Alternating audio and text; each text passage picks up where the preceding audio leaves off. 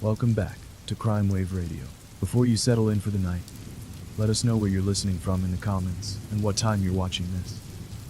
If you're enjoying these chilling crimes, be sure to like and subscribe. Now, let's relax, turn down the lights, and dive into tonight's disturbing cases.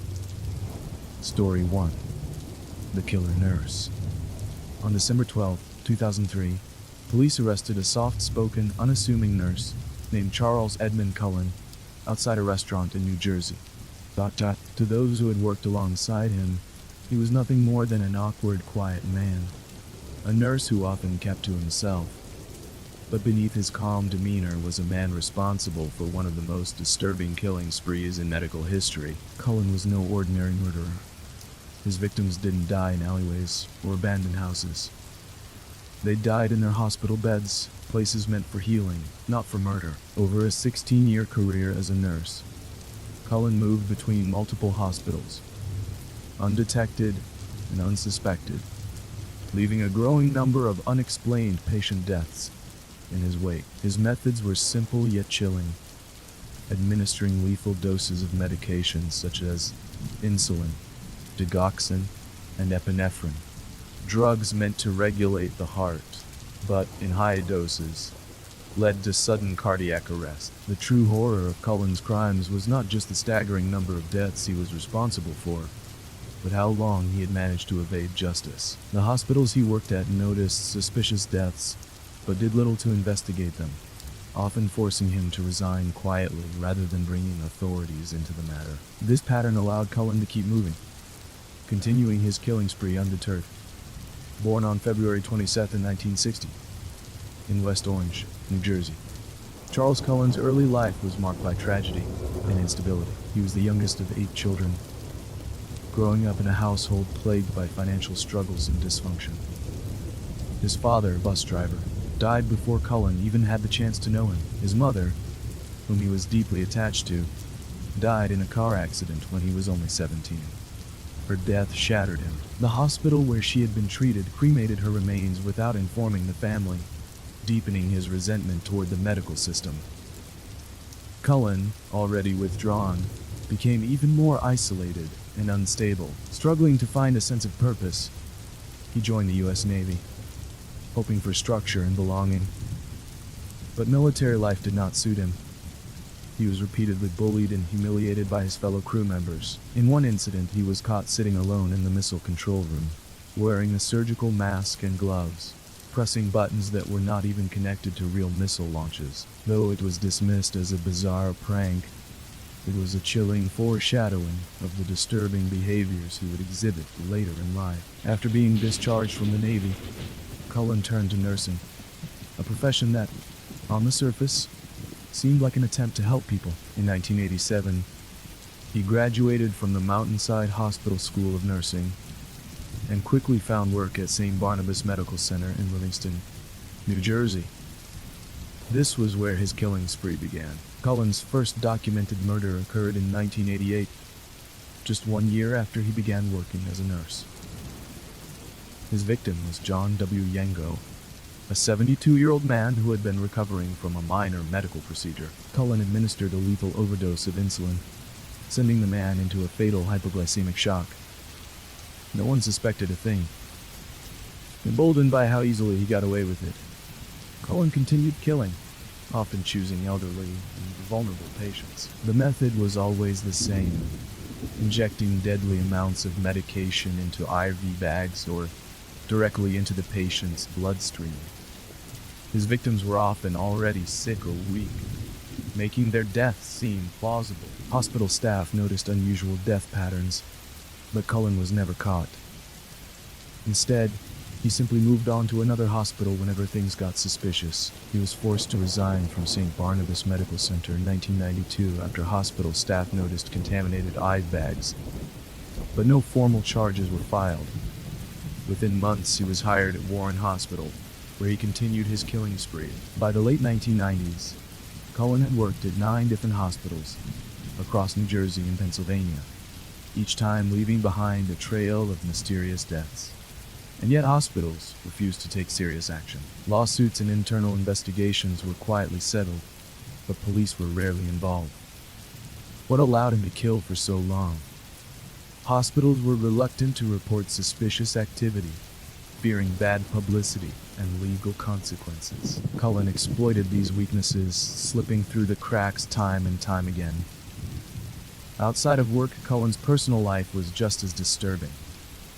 He married in 1987, but the relationship quickly became abusive and erratic. His wife, Adrienne, later filed for divorce, citing his violent behavior and bizarre tendencies. She claimed that Cullen abused their pets, burned books in the fireplace for no reason, and even spiked drinks with lighter fluid. By the early 2000s, Cullen had lost custody of his daughters, spiraled into deep depression, and attempted suicide multiple times. He was in and out of psychiatric hospitals, but despite his erratic behavior, he continued finding work as a nurse. By the time he was employed at Somerset Medical Center in 2002, his killings had become more frequent and reckless. He no longer seemed to care about being caught. Patients began dying at an alarming rate, and hospital staff grew suspicious. In June 2003, a healthy patient suddenly coded after receiving a lethal dose of digoxin. A nurse noticed that Cullen had been in the room just before the patient's death. The hospital's medication system also flagged multiple unauthorized drug withdrawals made under Cullen's name. Staff members reported concerns to hospital administrators, but rather than involve the police, Somerset Medical Center waited weeks to launch an internal investigation. During that time, more patients died. By October 2003, 2 more patients had mysteriously died from digoxin overdoses. It was only then that the hospital finally notified authorities. By that point, Cullen had already killed dozens, possibly even hundreds, of people. By late 2003, Charles Cullen's long and silent killing spree was on the verge of collapse. For 16 years, he had moved from hospital to hospital, slipping through cracks in the system, evading consequences despite a suspicious number of sudden patient deaths. But his time was running out. The Somerset Medical Center in New Jersey, where he had been working since 2002, had noticed an unusual pattern. Patients who weren't expected to die were coding unexpectedly, and in nearly every instance, Cullen had been involved in their care. The final string of deaths would be his undoing. In June 2003, Reverend Florian Gall, a healthy patient recovering from a routine procedure, coded suddenly. He had received digoxin, a heart medication that, in high doses, is lethal. His autopsy revealed a fatal level of the drug in his system, but the death was not investigated immediately. Then, in October 2003, another patient, 68-year-old Ottomar Schramm, experienced cardiac arrest after also receiving a lethal digoxin dose. Just weeks later, 53-year-old Elmer Wise suffered the exact same fate. At first, the hospital administration hesitated. They feared bad press, knowing that an internal scandal could be catastrophic for the hospital's reputation. But the pattern was undeniable. What finally forced their hand was the automated medication system. A digital audit of Pixies, the hospital's drug dispensing machine, showed that Cullen had been withdrawing medications at an alarming rate, including drugs like insulin, epinephrine, and digoxin, which were rarely used outside of specific cases. Worse, many of these drugs had been withdrawn and then canceled, meaning Cullen had accessed them without them ever being formally assigned to a patient. This was a tactic he had used before, taking out lethal doses, canceling the request, and then keeping the drugs anyway. The hospital had enough evidence to act, but instead of immediately contacting authorities, they delayed for weeks. During this time, Cullen continued working. The tipping point came when a fellow nurse, Amy Logren, grew suspicious of Cullen's activity. Logren had always thought of him as odd but harmless, a quiet, awkward man who mostly kept to himself. But when she reviewed the Pixies records, what she saw shocked her. Cullen had been withdrawing medications for patients who weren't assigned to him, even on his days off. He had no legitimate reason to be accessing these drugs. Frightened by what she found, Logren went to hospital administrators. But instead of acting immediately, The hospital delayed its report to authorities. On October 31st, 2003, Somerset Medical Center finally contacted the New Jersey Poison Control Center, describing a potential case of digoxin poisoning. The toxicology experts immediately urged them to contact law enforcement, but the hospital waited another full month before doing so. During that time, Cullen continued working as a nurse, with full access to lethal medications. By November 2003, local authorities, assisted by the New Jersey State Police, launched a formal investigation into the suspicious deaths at Somerset Medical Center. The police enlisted Amy Loughran to help them build their case. She agreed to wear a wire and secretly record conversations with Cullen, hoping he would incriminate himself. In one conversation, Loughran confronted him about the suspicious medication withdrawals. "Why were you taking out all these drugs?" she asked. Cullen was evasive. He made excuses, but his body language changed. He became nervous, agitated. The more Loughran pressed, the more he struggled to explain himself. Then, in a chilling moment, he admitted to something disturbing. "I have done something bad," he muttered. It wasn't a confession, not yet. But it was enough. On December 12, 2003, police made their move. Cullen was arrested outside a local restaurant, taken into custody without incident.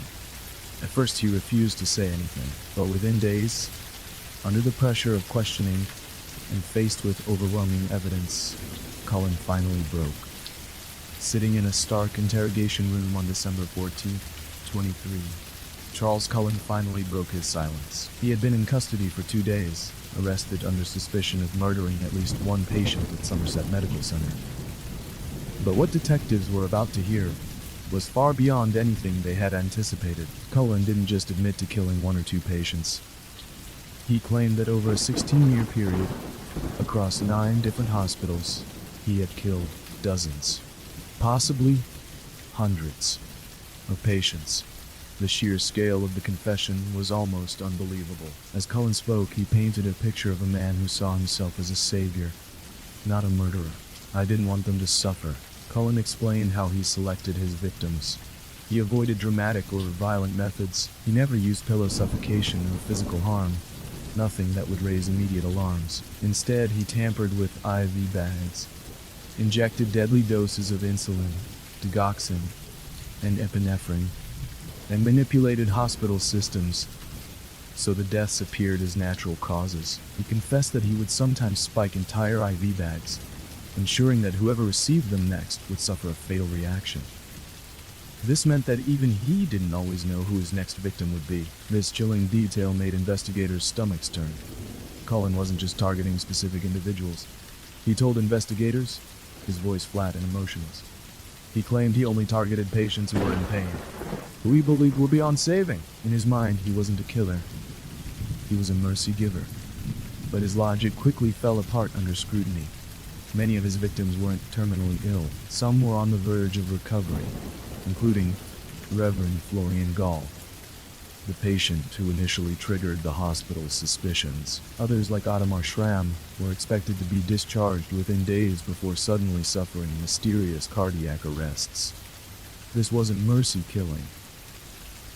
It was straight murder. Detectives pressed him. How many people had he murdered? Cullen claimed he had lost count.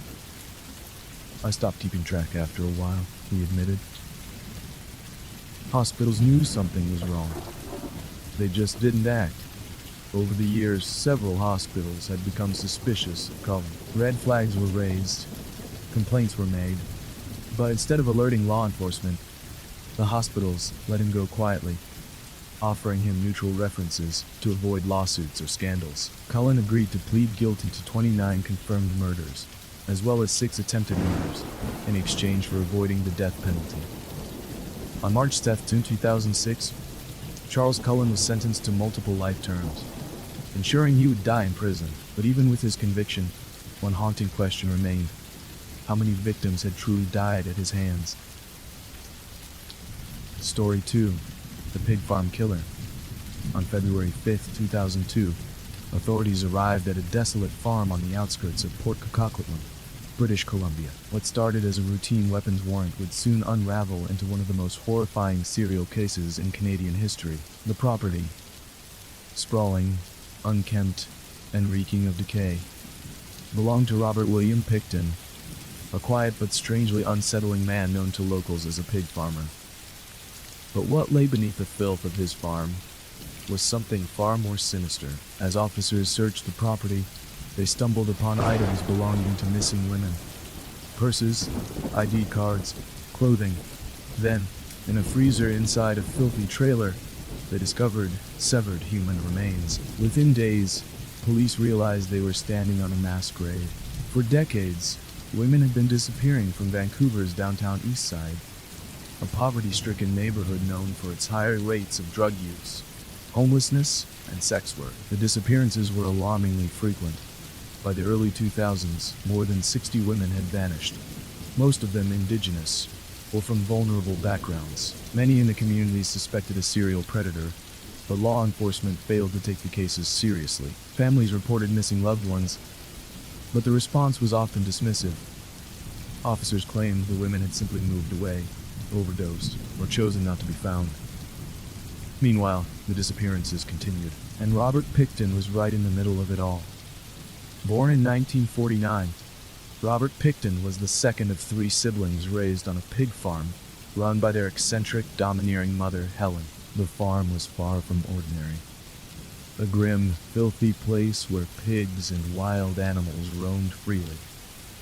And hygiene was non-existent. Picton was described as socially awkward and slow, struggling academically before eventually dropping out of school. He and his brother inherited the farm after their parents' deaths, but Robert showed little interest in farming. Instead, he focused on raising pigs, and, more disturbingly, hosting wild parties on the property. In the 1990s, the Picton farm became home to Piggy's Palace, an illegal, debaucherous nightclub where bikers, drug dealers, and sex workers mingled in a lawless, chaotic environment. The parties were legendary, drawing crowds from Vancouver's underbelly. But behind the scenes, women were disappearing. Picton wasn't just a reclusive farmer. He had a violent streak. In 1997, a sex worker named Wendy Lynn Eistetter had a terrifying encounter with him. She later told police that Picton had handcuffed and stabbed her inside his trailer. Despite being severely injured, she fought back, managing to escape onto the road, where she was found by passersby. Picton was arrested and charged with attempted murder, but in an unbelievable twist, the charges were dropped in 1998 due to prosecutorial errors.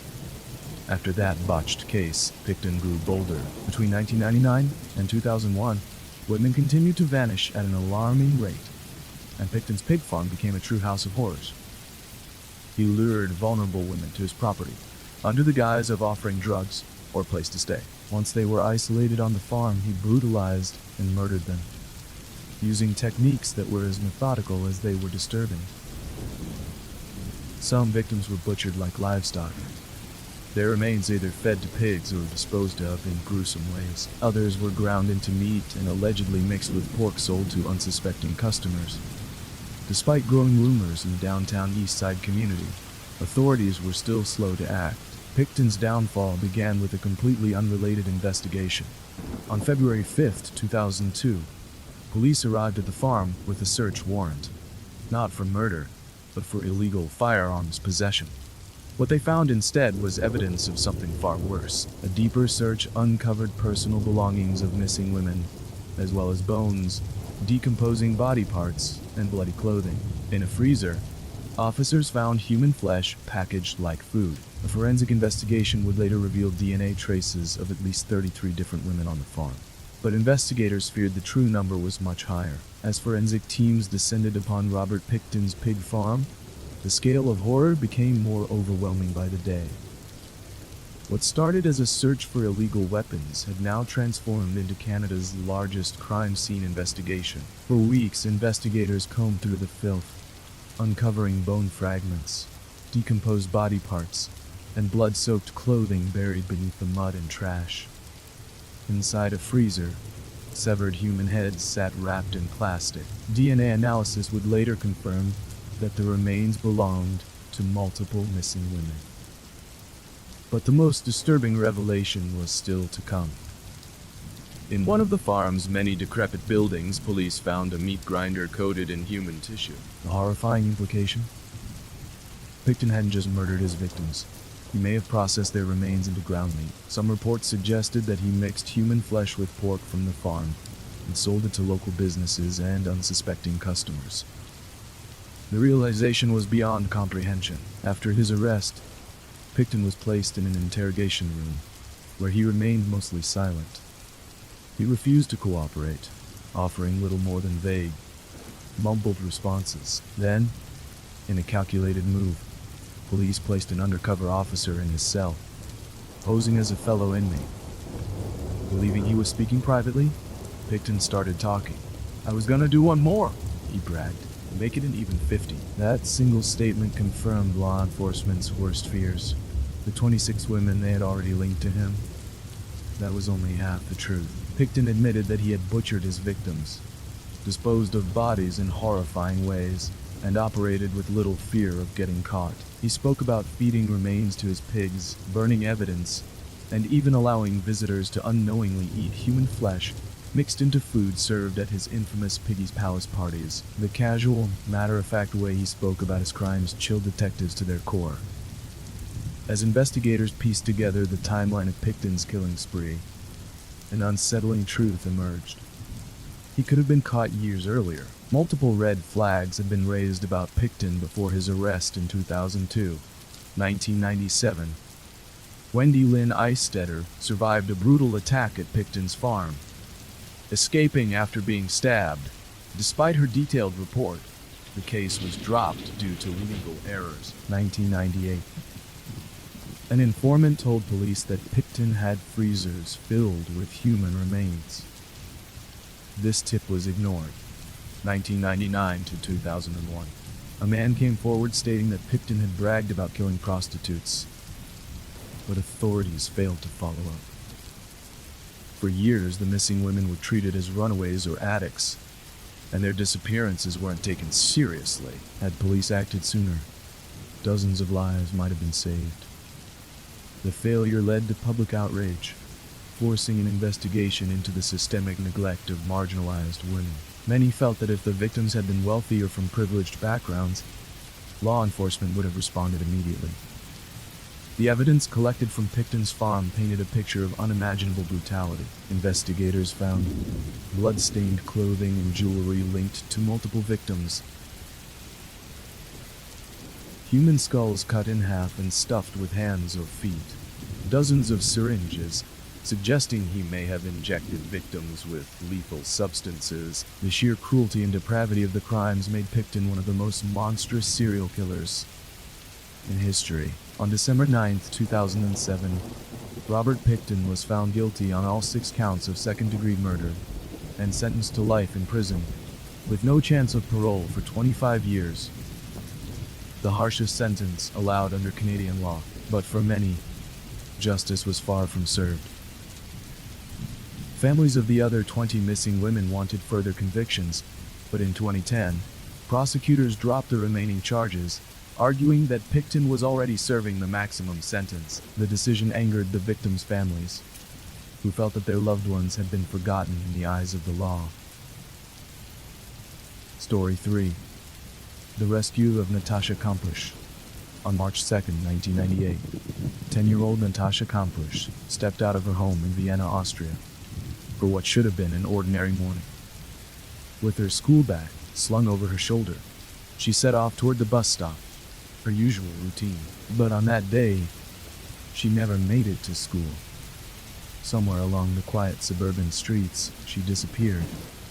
Witnesses would later recall seeing a white delivery van idling near the path where Natasha walked. Then, in an instant, she was gone. No one saw exactly what happened, but by the time the authorities were alerted, it was too late. For her family, panic set in immediately. Natasha was a shy, intelligent girl, not the type to run away. Within hours, her parents called the police, and the citywide search was launched. Flyers were posted door-to-door, questioning began. and news reports pleaded for information. But there were no clues, no ransom demands, no sign of a struggle. It was as if she had vanished into thin air. What no one knew at the time was that Natasha was still close by, held captive in a hidden soundproof dungeon, just a few miles away from where she was taken. The man behind the abduction was Wolfgang Tricklopil, a 36-year-old communications technician who lived a seemingly quiet life in the small town of Straschow, just outside Vienna. To those who knew him, Tricklopil was introverted and distant. He had no criminal record, no known history of violence. But beneath his unassuming appearance, he had been harboring a twisted plan for years. He had specifically chosen Natasha. He had watched her, studied her routine, and on that fateful morning, he struck without hesitation. As she walked to school, Tricklopil forced her into his white Mercedes van, silencing her screams before anyone could react. Within minutes, he had driven her to his home, where a horrifying reality awaited. Deep beneath Tricklopil's house was a hidden chamber, a 6-square-meter underground cell designed specifically for captivity. It was small, soundproof, and nearly impossible to escape. The only access was through a reinforced metal door, hidden behind a heavy cupboard in his workshop. Once inside, there was no way out. For days, then weeks, then months, Natasha remained in complete isolation. The room had no windows, just a small ventilation system. There was a mattress on the floor, a toilet, a sink, and dim artificial lighting that Tricklopil controlled. For 8 long years, this would become her world. Back on the surface, the search for Natasha continued, but leads quickly ran dry. Hundreds of officers scoured Austria and neighboring countries, searching forests, rivers, and abandoned buildings. All sightings flooded in, but nothing led to her. At one point, the police even questioned Tricklopil. Just months after the abduction, they had received a tip that he drove a white van similar to the one spotted at the crime scene. Officers visited his home, but when he calmly explained that he was simply a quiet man living alone, they let him go. If they had searched his house, if they had looked deeper, they would have found Natasha trapped just meters away. But the case eventually went cold. For the world, Natasha Kampusch became another missing child. Another tragic mystery. For Natasha, her life had become a nightmare with no end in sight. Locked inside a cramped, windowless dungeon, Natasha Kampusch's new reality began. The world outside continued as normal, but for 8 years, she remained hidden beneath the home of Wolfgang Tricklopil, trapped in an existence of fear, loneliness, and psychological control. In the beginning, the isolation was unbearable. There was no sunlight, no fresh air, no human contact apart from her captor.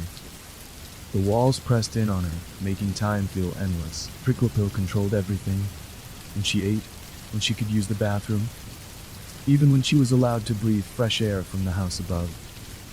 Tricklopil wasn't just a kidnapper. He was a meticulous manipulator. He didn't just want a prisoner. He wanted total dominance over another person. He made strict rules that Natasha was forced to obey. She had to address him with respect. She had to ask permission for everything. She couldn't make noise or attract attention. Disobedience was punished. At first, she resisted. She screamed, cried, refused to eat. But she soon learned that defiance only led to punishment. Tricklopil used a mixture of violence, deprivation, and manipulation to break her spirit. If she talked back, he would starve her. If she tried to resist, he would beat her. If she pleaded for her family, he would tell her they didn't care about her anymore. Over time, Natasha became completely dependent on him for survival. Tricklopil's control went beyond physical abuse. It was psychological warfare. For the first 6 months, she was never allowed to leave the underground cell. She had no books, no television, no contact with the outside world. She had only her thoughts and her captor. She later described the experience as losing a part of herself, as if her identity was being erased. As time passed, Tricklepil slowly gave her small privileges, but only to strengthen his control. After 6 months, she was allowed to come upstairs, but only at night, when the world was asleep. Eventually, he let her eat meals with him, but she had to sit on the floor at his feet. He allowed her to read, but only books he approved of, ones that reinforced obedience and dependence. She wasn't just being held captive. She was being trained. As the years passed, Tricklepil forced Natasha into the role of a servant. She cooked his meals, cleaned his house, and washed his clothes, all while living in constant fear. He would bring her clothes from second-hand stores, forcing her to wear outfits that made her look like a child, as if he wanted to keep her frozen in time. She later revealed that Tricklepil wanted to mold her into the perfect submissive companion, someone who wouldn't just obey him, but would accept him completely. But despite his attempts, she never gave in completely. Even in captivity, she refused to call him master. She never accepted her fate. In her mind, she clung to the belief that one day she would be free. Though it seemed impossible, Natasha tried to escape multiple times. Early on, she once screamed for help while being taken upstairs. Tricklepil beat her so severely that she learned to never make noise again. Another time, she tried to pry open the metal door, but the locks were too strong. She once attempted to leave the house while he was distracted, but Tricklepil had rigged the doors with alarms. Each failed attempt pushed her deeper into hopelessness. She later recalled thinking of suicide, believing that death was the only way out, but she also had a burning determination, a belief that if she could survive, her moment would come. As the years passed, Tricklepil began to paranoia. He worried that Natasha would try to escape, that someone would discover his secret. He installed more locks and security cameras around the house. He quit his job so he could watch her constantly. He warned her that if she ever tried to escape, he would kill her, and himself. He became obsessed with control, fearing that one wrong move could shatter the life he had built for himself. But what he didn't realize was that his own paranoia would be his downfall. By 2006, Natasha Kampusch had spent 8 years in captivity. She was no longer the 10-year-old girl who had been abducted. She was now 18, her entire adolescence stolen away in the confines of Wolfgang Tricklepil's home. Despite the years of isolation, abuse, and psychological torment, one thing remained intact: her will to survive. She had spent years analyzing Tricklepil, understanding his habits, routines, and weaknesses. He believed he had complete control, but Natasha knew something he didn't. His paranoia was making him careless. By this point, Tricklepil had loosened some of his restrictions. He no longer kept her locked in the underground cell 24/7. He had begun allowing her upstairs more frequently, sometimes even taking her into the backyard under his supervision. He made her believe that resistance was useless, that after all these years, there was nowhere for her to go. But Natasha never gave up on the idea of escape. She knew that if she ran too soon, he would catch her. If she miscalculated, she would be punished, possibly killed. She had one chance, and she had to make it count. On August 23, 2006, that morning started like any other. Tricklepil had assigned her chores, this time vacuuming his car in the driveway. It seemed like a small task, but to Natasha, it was everything. For the first time, he let his guard down. The vacuum was running, making noise. Tricklepil was momentarily distracted, taking a call inside the house. And for a split second, Natasha saw her opportunity. She dropped the vacuum, turned, and ran. She didn't look back. She didn't hesitate. She sprinted as fast as she could, her heart pounding, her legs burning, but she didn't stop. Barefoot, she raced through the quiet streets, desperate to put as much distance between herself and the house as possible. She reached a neighbor's garden, where she saw an elderly woman outside. Gasping for breath, Natasha begged for help. "I'm Natasha Kampusch," she said, her voice shaking. I was kidnapped 8 years ago. Please call the police. At first, the woman was stunned, unsure if she had heard correctly. But when she saw the fear in Natasha's eyes, she knew. She called the police immediately. When Tricklepill realized Natasha was gone, panic set in. For years he had believed he was untouchable, that his secret would never be exposed. But now, his world was collapsing. He jumped into his BMW and fled the house, knowing that police would soon be closing in. By the time authorities reached his home, he was already on the run. That evening, as police searched for Tricklepill, he called his best friend. His voice was shaky, frantic. He told him that his life was over, that he was being hunted. Then, in one final act of control, he made sure no one would ever take him alive. Tricklepill drove to a railway station in Vienna. As a train barreled down the tracks, he jumped onto the rails, ending his life instantly. He had stolen 8 years of Natasha's life, but in the end, he never got to face justice. When police finally confirmed that Natasha Kampusch was alive, it sent shockwaves through Austria. For 8 years, she had been presumed dead. Another tragic name on a growing list of missing children. Now, she had defied the odds, emerging from captivity as a survivor. Story 4. A night that should have been saved. On the evening of March 3rd, 2021, Sarah Everard left a friend's house in Clapham, South London, to walk home. It was a route she had taken before. Well lit, familiar, and just under 50 minutes on foot. She wore bright clothing, stuck to main roads, and even called her boyfriend as she walked. All the precautions women are taught to take, but Sarah never made it home. By the next morning, her disappearance had sparked concern. By the end of the week, it had become a national emergency. And within days, the horrifying truth would come to light. She had been kidnapped, raped, and murdered. Not by a stranger lurking in the shadows, but by a police officer. This was not just another crime. It was a betrayal of trust, a failure of the system. Sarah Everard was 33 years old, a marketing executive with a bright future ahead of her. She was described as kind, intelligent, and full of life. Someone who could light up a room with her smile. Sarah had moved to London for work, settling into a happy life with close friends, family nearby, and a boyfriend she adored. She wasn't reckless. She was responsible, cautious, and above all, someone who believed the world was safe enough to walk home at night.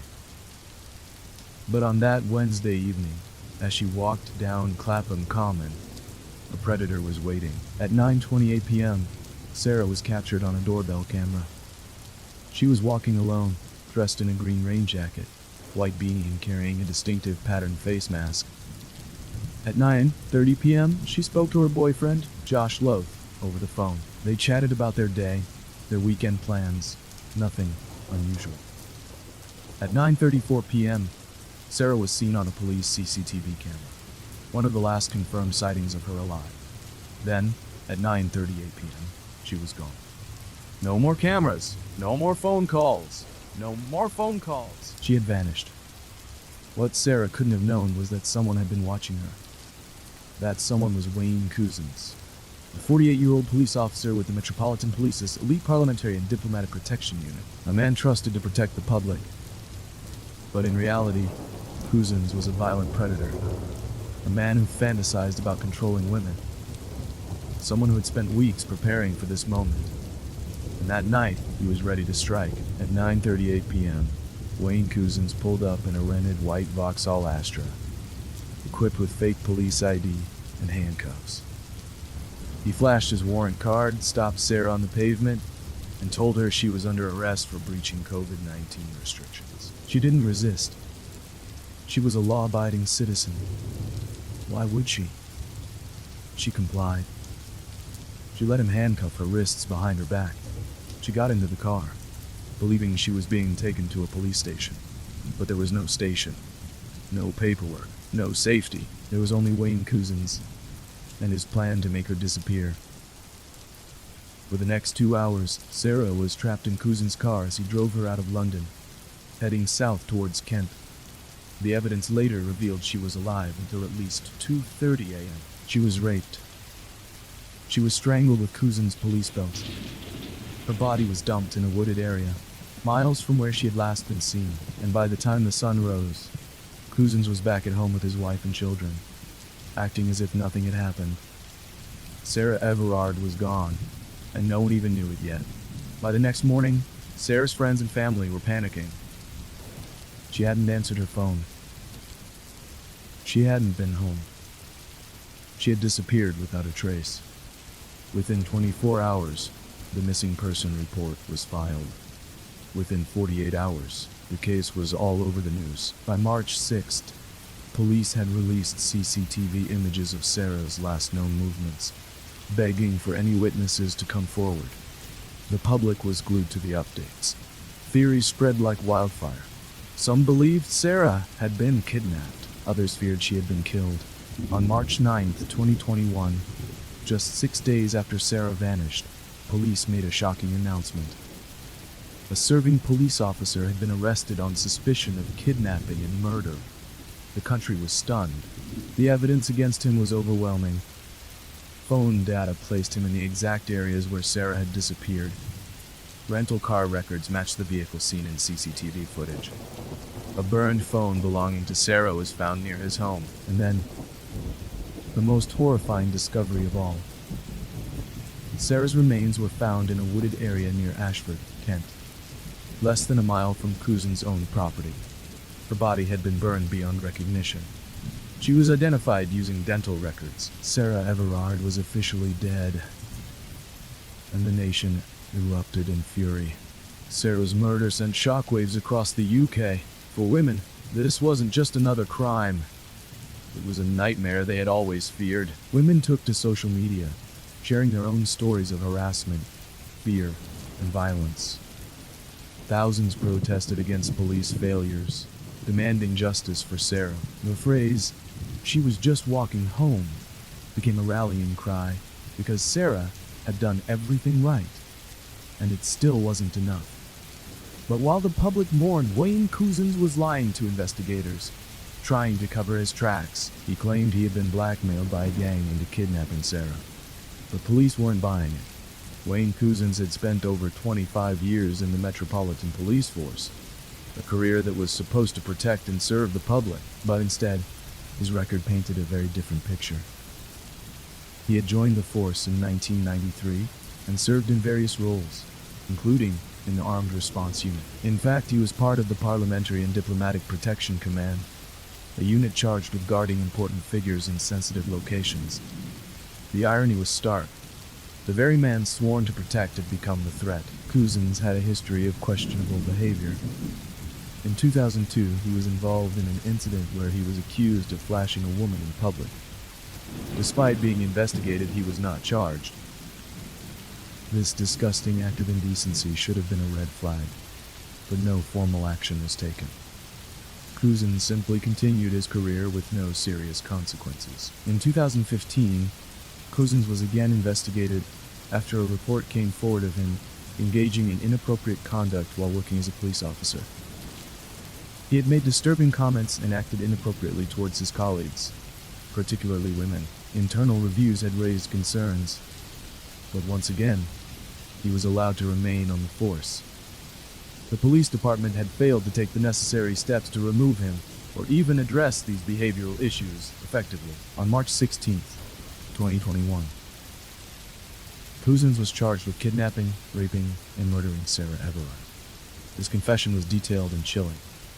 He admitted that he had stalked Sarah for several days before abducting her. It was now September 30th, 2021, where Wayne Couzens was sentenced to life imprisonment without the possibility of parole. It was a rare and significant sentence, given that he had committed his crimes while serving as a police officer. Story 5. The Murder of Bianca Devins. On the night of July 13th, 2019, the streets of Utica, New York were quiet. The city, nestled in upstate New York, was like any other that evening. Bars closing, street lights flickering, people returning home. But in the early hours of July 14th, something horrifying unfolded. A young man made a chilling call to 911. His voice was eerily calm as he told the dispatcher, "My name is Brandon Clark. My victim is Bianca Michelle Devins. I'm sorry." What followed was a crime that shocked the internet. A brutal murder, fueled by obsession, social media, and a desperate need for control. Bianca Devins was 17 years old. To the outside world, she was a typical teenage girl. She had just graduated high school, was excited to start community college, and had a close-knit family. But online, she was something more. Under various usernames, Bianca had built a presence in internet subcultures, particularly in gaming, art, and alternative fashion communities. She had a distinct aesthetic, pastel-colored hair, dark eyeliner, and edgy style. She was active on Discord, Instagram, and 4chan, where she shared photos, thoughts, and pieces of her life with thousands of followers. To many, she was an e-girl, a term used for young women with an online presence that mixed anime, goth, and internet culture. And among the people who followed her was Brandon Clark. Brandon Clark was 21 years old, 4 years older than Bianca. Unlike her, he had no large following, no online persona. He was quiet, reserved, and had a past filled with family issues and personal struggles. He had grown up with an abusive father, who once held his mother at knife point in front of him. That kind of violence had shaped him, leaving behind a boy who longed for control in his own life. When he met Bianca online, he became obsessed. They had a friendship that was somewhere between platonic and romantic. While Brandon was infatuated, Bianca saw him as just a close friend. But for Brandon, that wasn't enough. In his mind, if he couldn't have all of her, then no one could. On the evening of July 13th, Bianca and Brandon went to a concert in New York City. She had met someone new, a guy named Alex, whom she had been talking to online. She spent much of the night flirting and kissing Alex, unaware that Brandon was watching. Something inside him snapped. After the concert, Bianca agreed to ride home with Brandon. She trusted him, saw him as a friend, and never imagined he was planning something monstrous. The drive home was silent. Brandon was seething with jealousy. He felt betrayed, humiliated, like he had been cast aside. As Bianca dozed off in the passenger seat, Brandon was already making up his mind. He had a knife hidden in the car. By the time the sun rose over Utica, Bianca Devins would be dead. Somewhere along the quiet streets of Utica, Brandon pulled the car over. Bianca woke up to his accusations. He was furious, demanding to know why she had been with Alex. She brushed it off, telling him they were just friends. But for Brandon, this was the breaking point. The rage, the humiliation, the years of built-up resentment, it all boiled over in an instant. As Bianca turned away, he grabbed the hunting knife he had stashed under the seat. Before she could react, he lunged at her, slashing her throat. The attack was vicious, frenzied. She tried to fight back, but the wounds were too deep. Within minutes, Bianca Devins was gone. But the horror was just beginning. As Bianca lay motionless in the car, Brandon pulled out his phone. He took pictures of her body and posted them directly to Discord, Snapchat, and Instagram. Along with the images, he wrote chilling captions. "Sorry, you're gonna have to find somebody else to orbit. Here comes hell. It's redemption, right?" People online didn't know if it was real at first. Some thought it was a twisted joke. But as more images surfaced, truth became clear. A real murder was unfolding in real time. Users on Discord frantically tried to track Bianca's location, while others shared the photos across the internet, turning her death into a spectacle. Brandon, meanwhile, was preparing to end his own life. He posted a final message. "I'm sorry, Bianca." Then he dialed 911.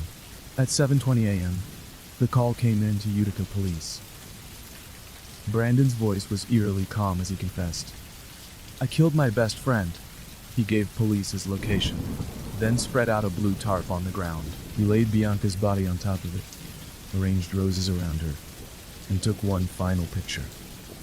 A grotesque display of control, obsession, and tragedy. As police arrived, Brandon took out his knife and began stabbing himself in the neck, trying to take his own life.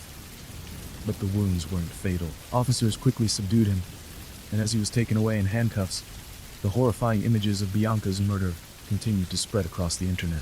Within hours, the murder of Bianca Devins had become one of the most widely discussed crimes of the digital age. Twitter, Instagram, and Discord flooded with her images, some trying to remove them, others spreading them further. Her family found out about her death through the very photos posted online. Online communities debated the crime, with some blaming Bianca, others calling out toxic internet culture. What should have been a private tragedy had become a public spectacle, a horrifying consequence of the internet's darkest corners.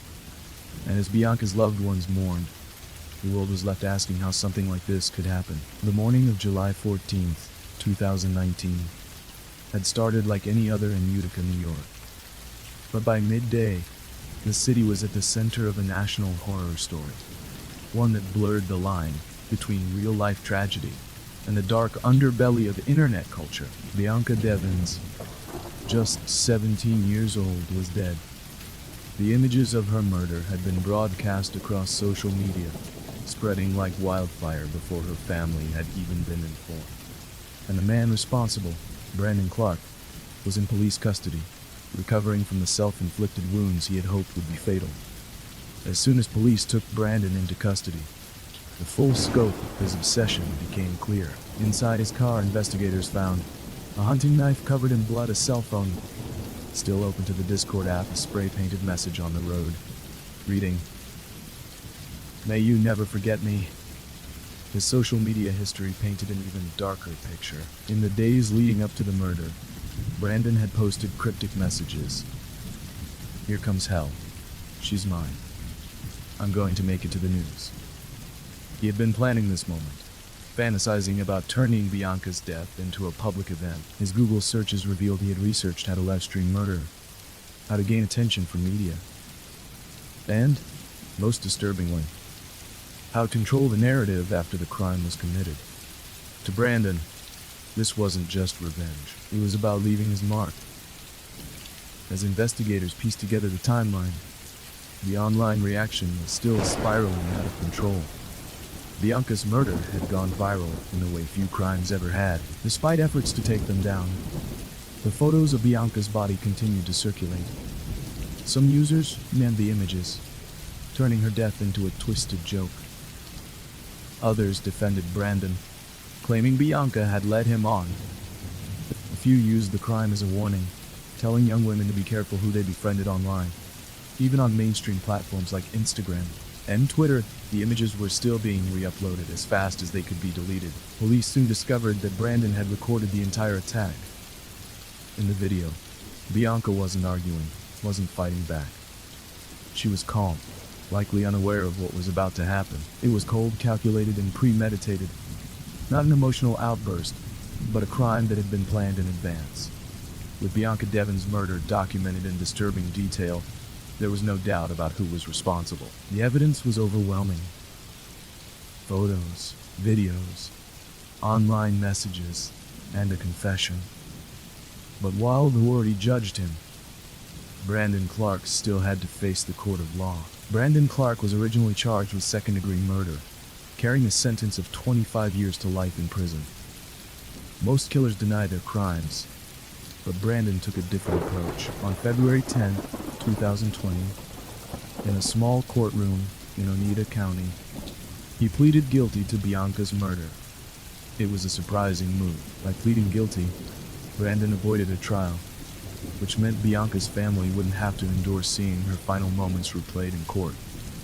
But for her loved ones, there was no relief. In court, he spoke softly and emotionlessly, claiming he had killed Bianca because he wanted to take his own life and couldn't handle rejection. In April 2020, just 2 months before his sentencing, Brandon Clark did something unexpected.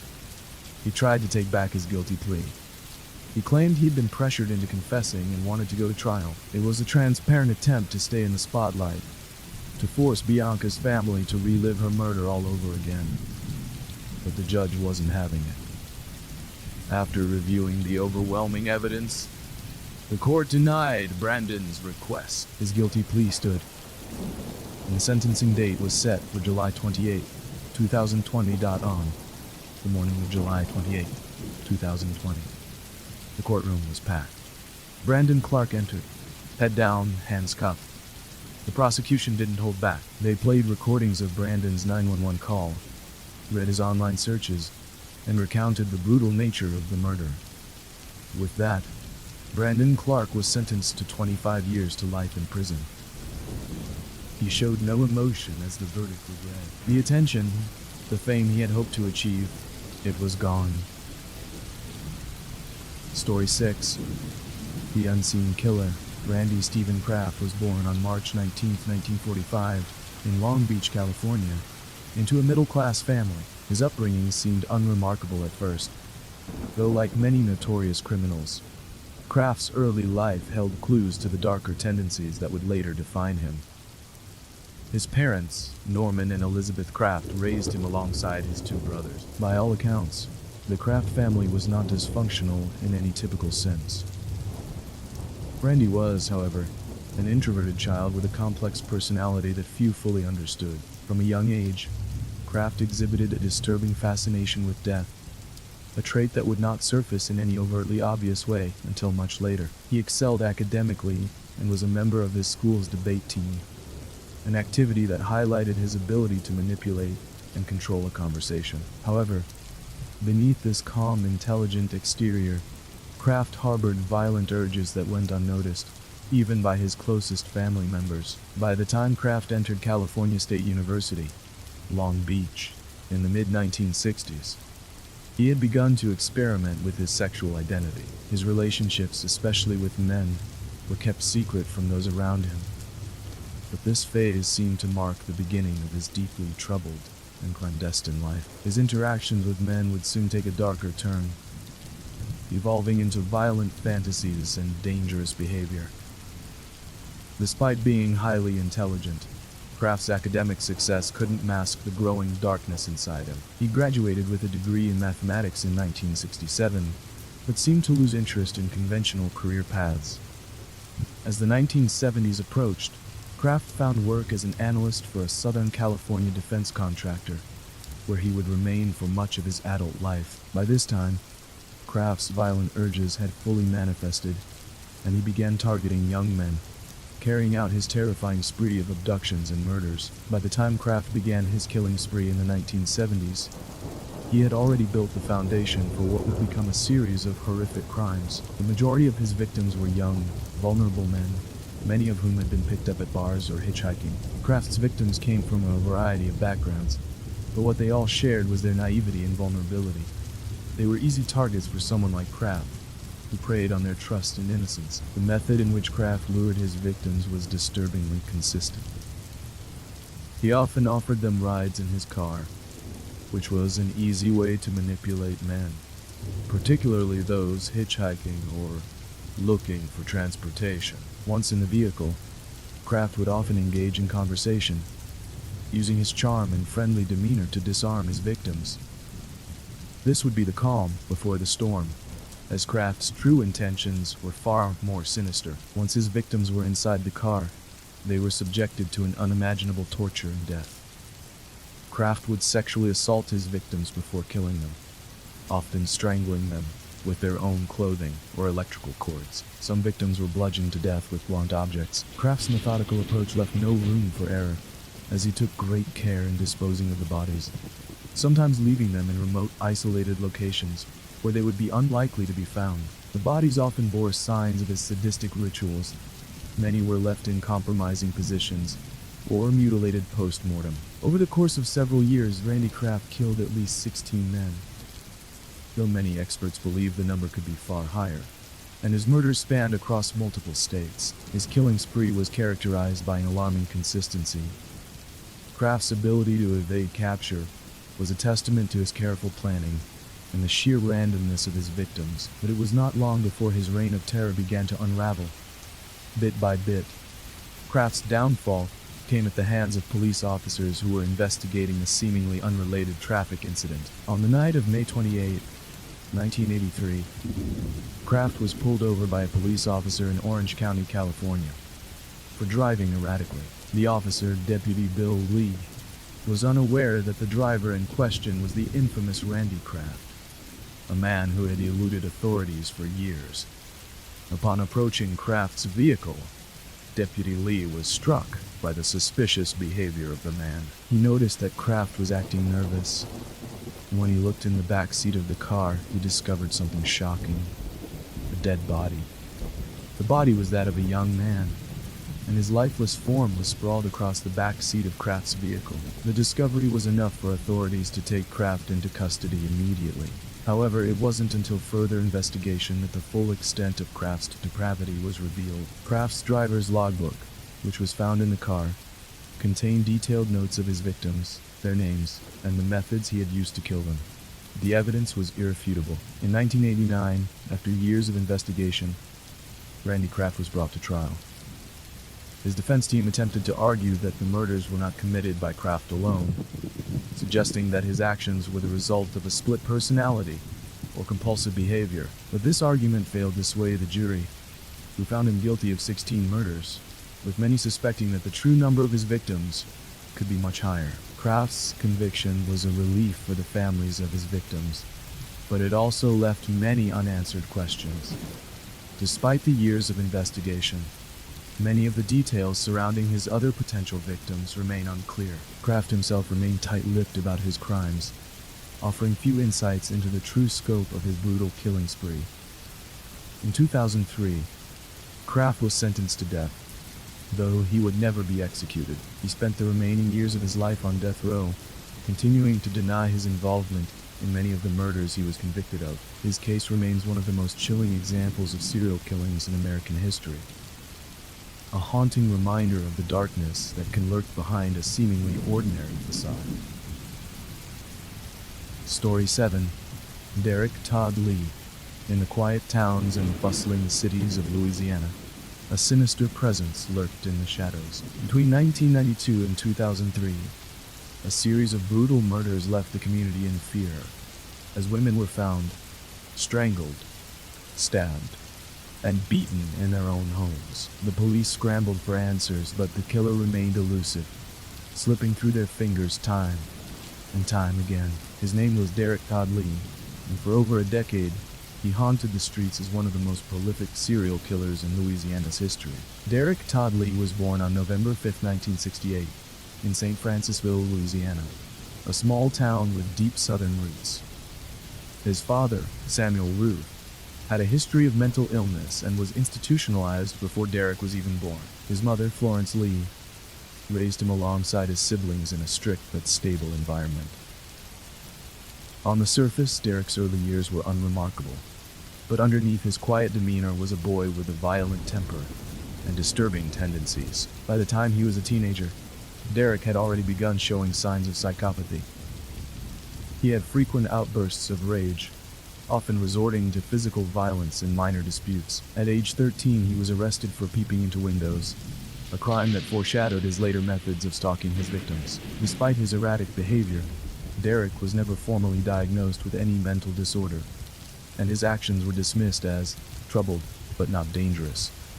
As he entered adulthood, his criminal record grew. He was arrested multiple times for breaking and entering, stalking women, and assault. But the charges never led to serious consequences. His charm and ability to manipulate people often allowed him to escape punishment, as he presented himself as just another small-town man trying to make a living. By the late 1990s, Derek Todd Lee had built a life that seemed normal to those around him. He was married to Jacqueline Lee, had 2 children, and worked in construction. But beneath that facade, his sadistic impulses were spiraling out of control. In 1992, a 31-year-old woman named Randy Jo Lorio was attacked by an unknown man in Baton Rouge. She managed to fight off her attacker and survived, reporting that he had tried to force her into his car. The description she gave matched Derek Todd Lee, but with no substantial evidence. The case was dismissed. This was just one of many near misses that would allow him to continue his spree for years. By 1998, bodies of young women were being discovered throughout Louisiana, many of them showing signs of sexual assault and brutal violence. Police struggled to find a link between the victims, as they were of different racial backgrounds and had varying lifestyles. But what they didn't know was that the killer was methodical, stalking his victims for weeks before striking. Lee's preferred method of killing involved breaking into homes at night, watching his victims as they slept, and strangling or stabbing them before vanishing into the darkness. His victims had no time to react. By the time they awoke, it was already too late. One of his most high-profile murders was that of Geraldine DeSoto, a 21-year-old college student. On January 14, 2022, she was found dead in her home, her throat slashed and body covered in defensive wounds. There were no signs of forced entry, which meant she had likely opened the door for her killer, unaware of the danger she was in. Another victim, Charlotte Murray Pace, a doctoral student at LSU, was found dead in her apartment on May 31, 2002. She had been stabbed over 80 times, a level of brutality that indicated deep-seated rage. Investigators noted that her wounds suggested she had fought back fiercely, but Lee had overpowered her with sheer strength. Despite the increasing number of murders, police were unable to connect them to a single suspect. DNA evidence was scarce, and investigators initially believed they were looking for a white man, due to early criminal profiling mistakes. This false lead allowed Derek Todd Lee to operate freely, killing again and again without drawing suspicion. Lee was not a shadowy figure lurking in the background. He was a social man, well known in his neighborhood. He frequented bars and clubs, often chatting up women in a friendly and confident manner. Many described him as charming and polite, which made it all the more chilling when his crimes were finally exposed.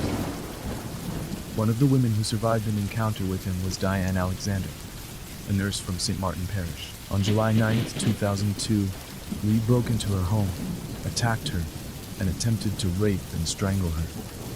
But before he could kill her, her son arrived home unexpectedly, scaring Lee away. She survived and later provided police with a detailed description of her attacker.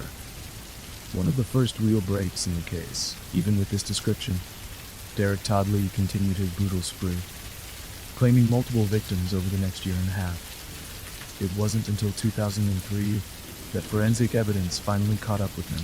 DNA testing linked him to multiple murder scenes, confirming suspicions that a single predator was responsible for the wave of violence in Louisiana. But Lee wasn't about to go down without a fight. On May 27, 2003, just days before police planned to arrest him, Lee fled Louisiana. His disappearance set off a massive manhunt, with his face plastered across newspapers and television broadcasts. The urgency of the search was clear. Lee had killed repeatedly, often within short time frames, and if he remained at large, there was no telling when he might strike again. The FBI and U.S. Marshals joined Louisiana law enforcement in tracking him, following leads that suggested he could be heading toward Atlanta, Georgia, or even attempting to cross state borders into Texas or Florida. With his face now widely recognized, law enforcement hoped it was only a matter of time before he was spotted. Their hopes were realized on May 31, 2003. After several days on the run, Lee was found in Atlanta, Georgia, at a hotel near a mall. He had checked in under a fake name, but his attempt to blend in failed. Acting on a tip from a hotel clerk who recognized him from the news, police surrounded the building and took Lee into custody without resistance. Lee's time on the run had lasted just 4 days. Once back in Louisiana, Lee was interrogated for hours, but he refused to confess to anything.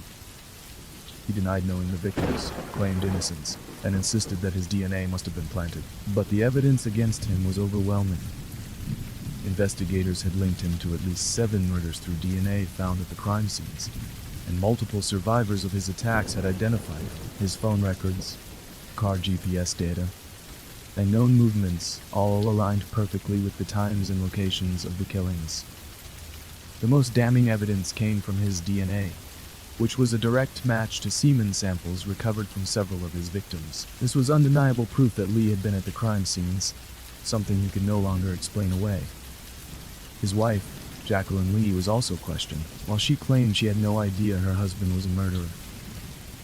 Police found disturbing inconsistencies in her statements. It seemed unlikely that she had never suspected anything during their years of marriage. However, there was no evidence tying her to the crimes, and she was never charged. With all the evidence stacked against him, Lee's fate was sealed. In 2004, Derek Todd Lee was brought to trial for the murder of Charlotte Murray Pace, one of his most gruesome killings. The prosecution laid out the full horror of his crimes, detailing his pattern of stalking victims, breaking into their homes, and subjecting them to brutal sexual violence and murder. The defense, knowing there was no hope of an acquittal, attempted to portray Lee as mentally impaired, arguing that his actions were driven by low intelligence and a troubled upbringing. But the jury was unmoved. The evidence against Lee was far too strong, and his cold, emotionless demeanor during the trial did little to help his case. On August 10, 2004, Lee was convicted of first-degree murder and sentenced to death. The verdict was met with applause in the courtroom as families of the victims wept with relief. His trial for the murder of Geraldine de Soto followed soon after, where he was sentenced to life in prison. But even with multiple convictions, police believed he was responsible for far more than 7 murders, possibly double or even triple that number. Even behind bars, Lee never confessed to any of the killings. He refused to speak about his crimes, leaving many unanswered questions about his full list of victims. Story 8. A Mother's Worst Nightmare. On a warm summer afternoon, July 27, 1981.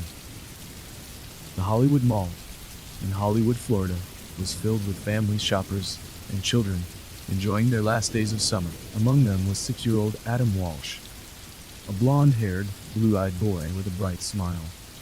He had accompanied his mother, Rive Walsh, on a routine trip to the mall. What should have been a quick and uneventful outing turned into every parent's worst nightmare. Within the span of a few minutes, Adam had vanished without a trace. Rive Walsh and Adam entered Sears at around 12:15 p.m. She needed to pick up a lamp, and Adam asked if he could stay behind near the video game display, where several older boys were gathered. It was a decision that seemed harmless at the time, just a few minutes apart in a crowded store.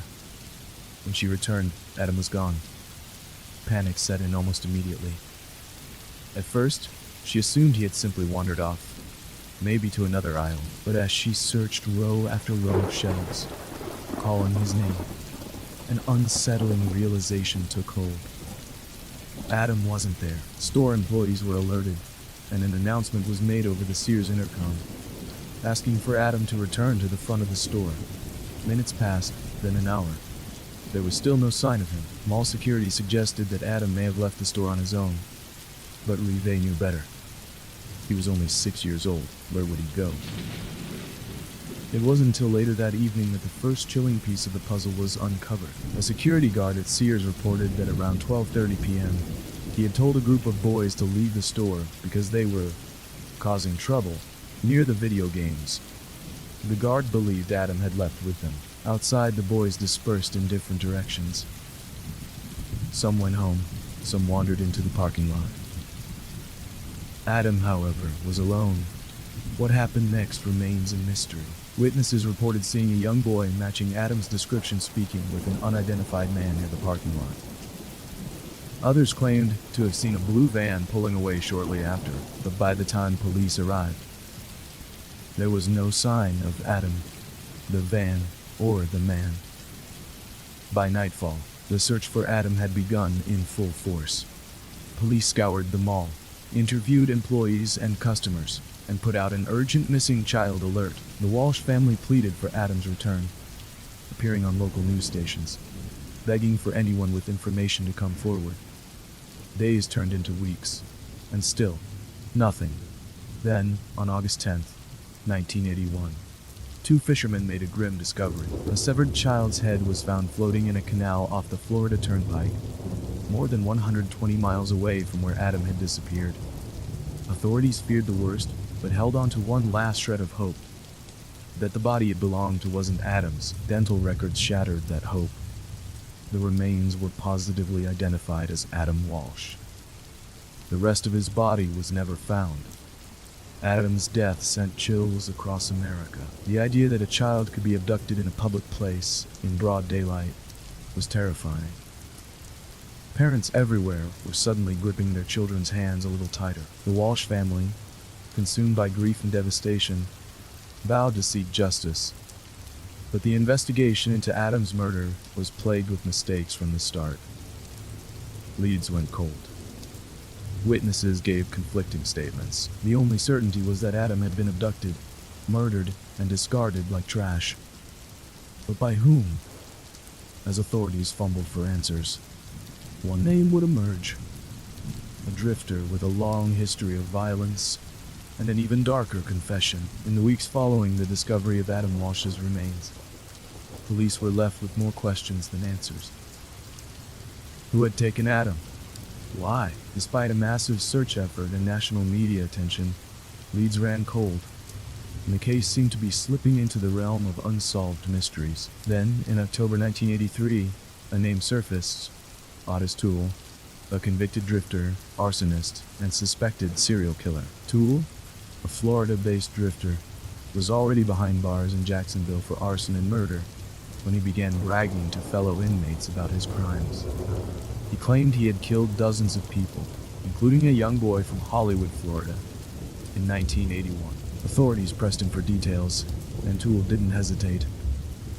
According to his confession, he had been cruising the Sears parking lot that day, looking for a child to abduct. When he saw Adam standing alone, he lured him into his car with the promise of toys and candy.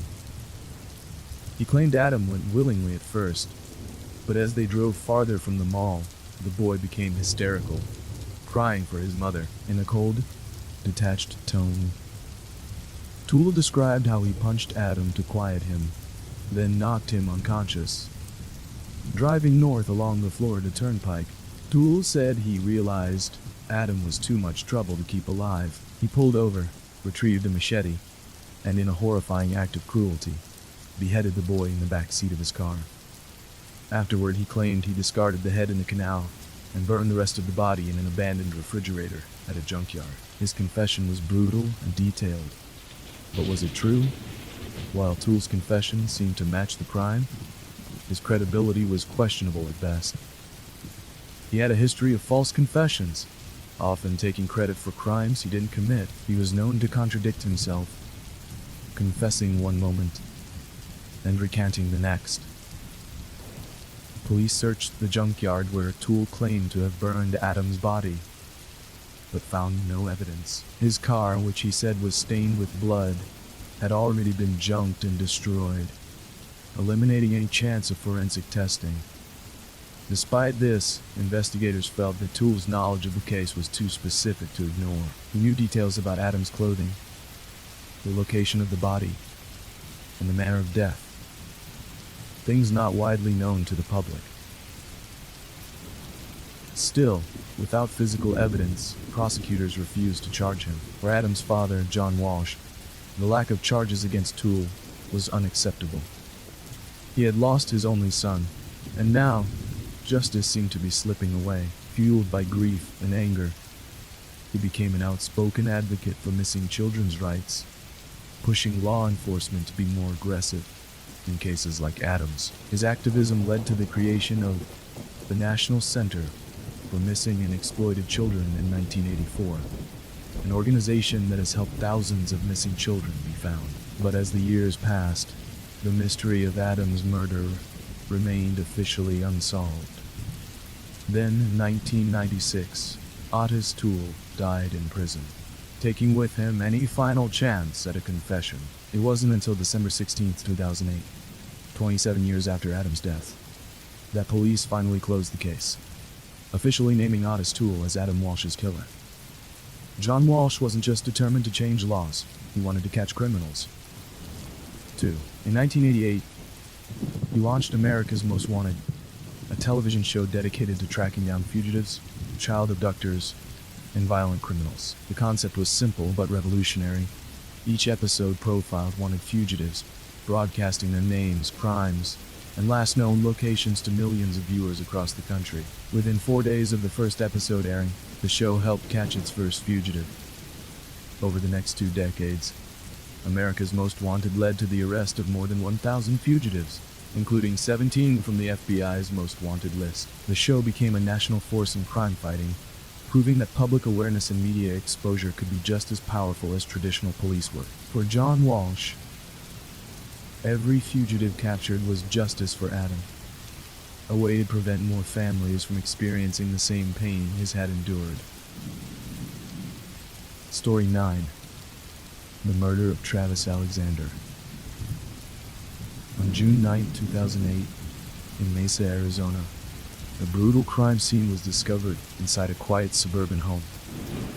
Travis Alexander, a 30-year-old businessman and motivational speaker, was found dead in his bathroom. The scene was nothing short of gruesome. His body lay crumpled in the shower, riddled with 27 stab wounds, his throat slashed from ear to ear, and a gunshot wound to the head. It was clear from the sheer ferocity of the attack that this was not a random act of violence. Someone had wanted Travis dead, and wanted him to suffer. Born in Riverside, California, in 1977, Travis had a difficult childhood. His parents struggled with drug addiction, and he and his siblings often lived in squalid conditions. But despite these challenges, Travis was determined to rise above his past. He was eventually taken in by his grandparents, who introduced him to Mormonism, a faith that would shape much of his life. As he grew older, Travis thrived. He became a motivational speaker and built a successful career in sales through a company called Prepaid Legal Services. By his late 20s, he had achieved financial stability, had a tight-knit group of friends, now seen as a charismatic, driven, and generous man. But in September 2006, everything changed. That was the year he met Jodi Arias. Jodi Arias was 28 years old when she first met Travis at a work convention in Las Vegas. She was strikingly beautiful, with long blonde hair and an intense gaze. Like Travis, she was also in sales, working as a photographer and waitress while pursuing financial success. The attraction was instant. Within days, Jodi and Travis were inseparable. She seemed captivated by him, showering him with attention and quickly adapting to his world. Though she was not Mormon, she converted to the faith shortly after meeting him, an act that many of Travis's friends found suspiciously fast. But what started as passionate and exciting soon turned volatile. Jodi became possessive. She would show up unannounced at Travis's house, hack into his emails and social media, and even go through his text messages. Friends warned Travis that she was obsessed with him, but he was torn. He found her exciting and sexually adventurous, yet he also knew something wasn't right. By early 2007, Travis ended the relationship, but Jodi would not let go. Despite their breakup, Jodi and Travis continued to have a complicated, on-again, off-again relationship. They would fight, block each other, and then reconnect. Jodi moved from California to Mesa, Arizona, just minutes away from Travis's home. She claimed it was for work, but Travis's friends didn't believe her. They knew she was still fixated on him, still desperate to be in his life. Travis, meanwhile, was trying to move on. He started dating other women, but Jodi remained in the background, constantly pulling him back in. She left voicemails, sent hundreds of emails, and even broke into his home on multiple occasions. Travis vented to his friends that Jodi was crazy, that she wouldn't leave him alone. Then, in May 2008, just weeks before his murder, Travis told a friend something chilling. "Jodi is stalking me." He confided that he was afraid of her, that she had slashed his tires, hacked into his accounts, and threatened women he was interested in. Travis didn't know it then, but his fear was justified, because Jodi wasn't just stalking him, she was planning to kill him. On June 2nd, 2008, Jodi rented a car in Redding, California, telling the rental clerk she was going on a short road trip to visit friends. But when she returned the car days later, the clerk noticed something odd. The floor mats were missing, and the car had been cleaned inside and out. At the same time, Travis's friends were growing worried. He missed business meetings and wasn't responding to messages. It wasn't like him to go silent. On June 9th, 5 days after his last known contact, his friends went to his house. What they found inside was a nightmare. Travis's decomposed body was discovered in the shower, surrounded by blood-splattered walls and deep wounds across his body. The attack was personal, violent, and frenzied. As detectives surveyed the crime scene, they quickly zeroed in on one suspect, the woman who had never truly let him go. Jodi Arias? But as they questioned her, Jodi remained eerily calm. She insisted she had nothing to do with the murder. In fact, she had an airtight alibi. She had been on a road trip to Utah, visiting a new love interest. It seemed plausible, until detectives found something that changed everything. As detectives combed through Travis Alexander's home, they stumbled upon something unusual. A digital camera, partially submerged in the washing machine. It had been run through a wash cycle, as if someone had tried to destroy it. But forensic experts knew how to recover data. When they retrieved the memory card, what they found was shocking. The camera contained explicit photos of Travis and Jodi, time-stamped June 4th, 2008, the day of his murder. Some of the images showed them together in bed, indicating that they had been intimate that day. But then, the tone of the photos changed. The last set of images, taken just minutes apart, showed Travis in the shower. The final photo of him alive captured him sitting down, seemingly unaware of what was coming next. The very next image, blurred, distorted, appeared to show a bleeding body on the bathroom floor. Whoever had taken the photos had tried to delete them, but forensic software brought them back. And now, the camera had done what Jodi never intended. It had told the truth. She had been there, and she had lied. With the camera evidence in hand, detectives brought Jodi Arias in for questioning. At first, she denied everything. She claimed she had been on a road trip to Utah at the time of the murder, visiting a new love interest, Ryan Burns. But when confronted with the camera evidence, she changed her story. Now, she admitted she had been at Travis's house, but she insisted she had nothing to do with his death. Then, when forensic results came back, detectives discovered another damning piece of evidence. Jodi's bloody palm print was found on the wall of Travis's bathroom. It contained a mix of both her blood and his. Jodi was cornered, so she changed her story again. This time she claimed that masked intruders had broken into Travis's home while she was there. According to her, these mystery assailants attacked Travis and threatened her, but she somehow escaped unharmed. Detectives weren't buying it. They arrested her on July 15, 2008, charging her with first-degree murder. But even behind bars, Jodi Arias was far from done. Jodi loved attention, and she knew how to get it. Even in jail, she smiled for mugshots, gave media interviews, and insisted that she was innocent. She even went as far as telling a reporter, "No jury will ever convict me. Mark my words." Her confidence was unsettling. And when her trial began in 2013, the world would soon see just how far she was willing to go to save herself. As the trial started, prosecutors painted a brutal picture of the crime. They argued that Jodi planned Travis's murder in advance. She dyed her hair dark before driving to Arizona, disguising her appearance. She turned off her phone for several hours, making it impossible to track her movements. She rented a car and purchased gas cans, ensuring she wouldn't have to stop at gas stations in Arizona, making it easier to avoid being caught on surveillance cameras. But Jodi had one last story to tell. She took the stand and claimed that Travis had abused her, physically, emotionally, and sexually. According to Jodi, the murder wasn't planned. It was self-defense. She told the jury that Travis had been controlling, violent, and degrading, that he had forced her into a toxic, abusive relationship.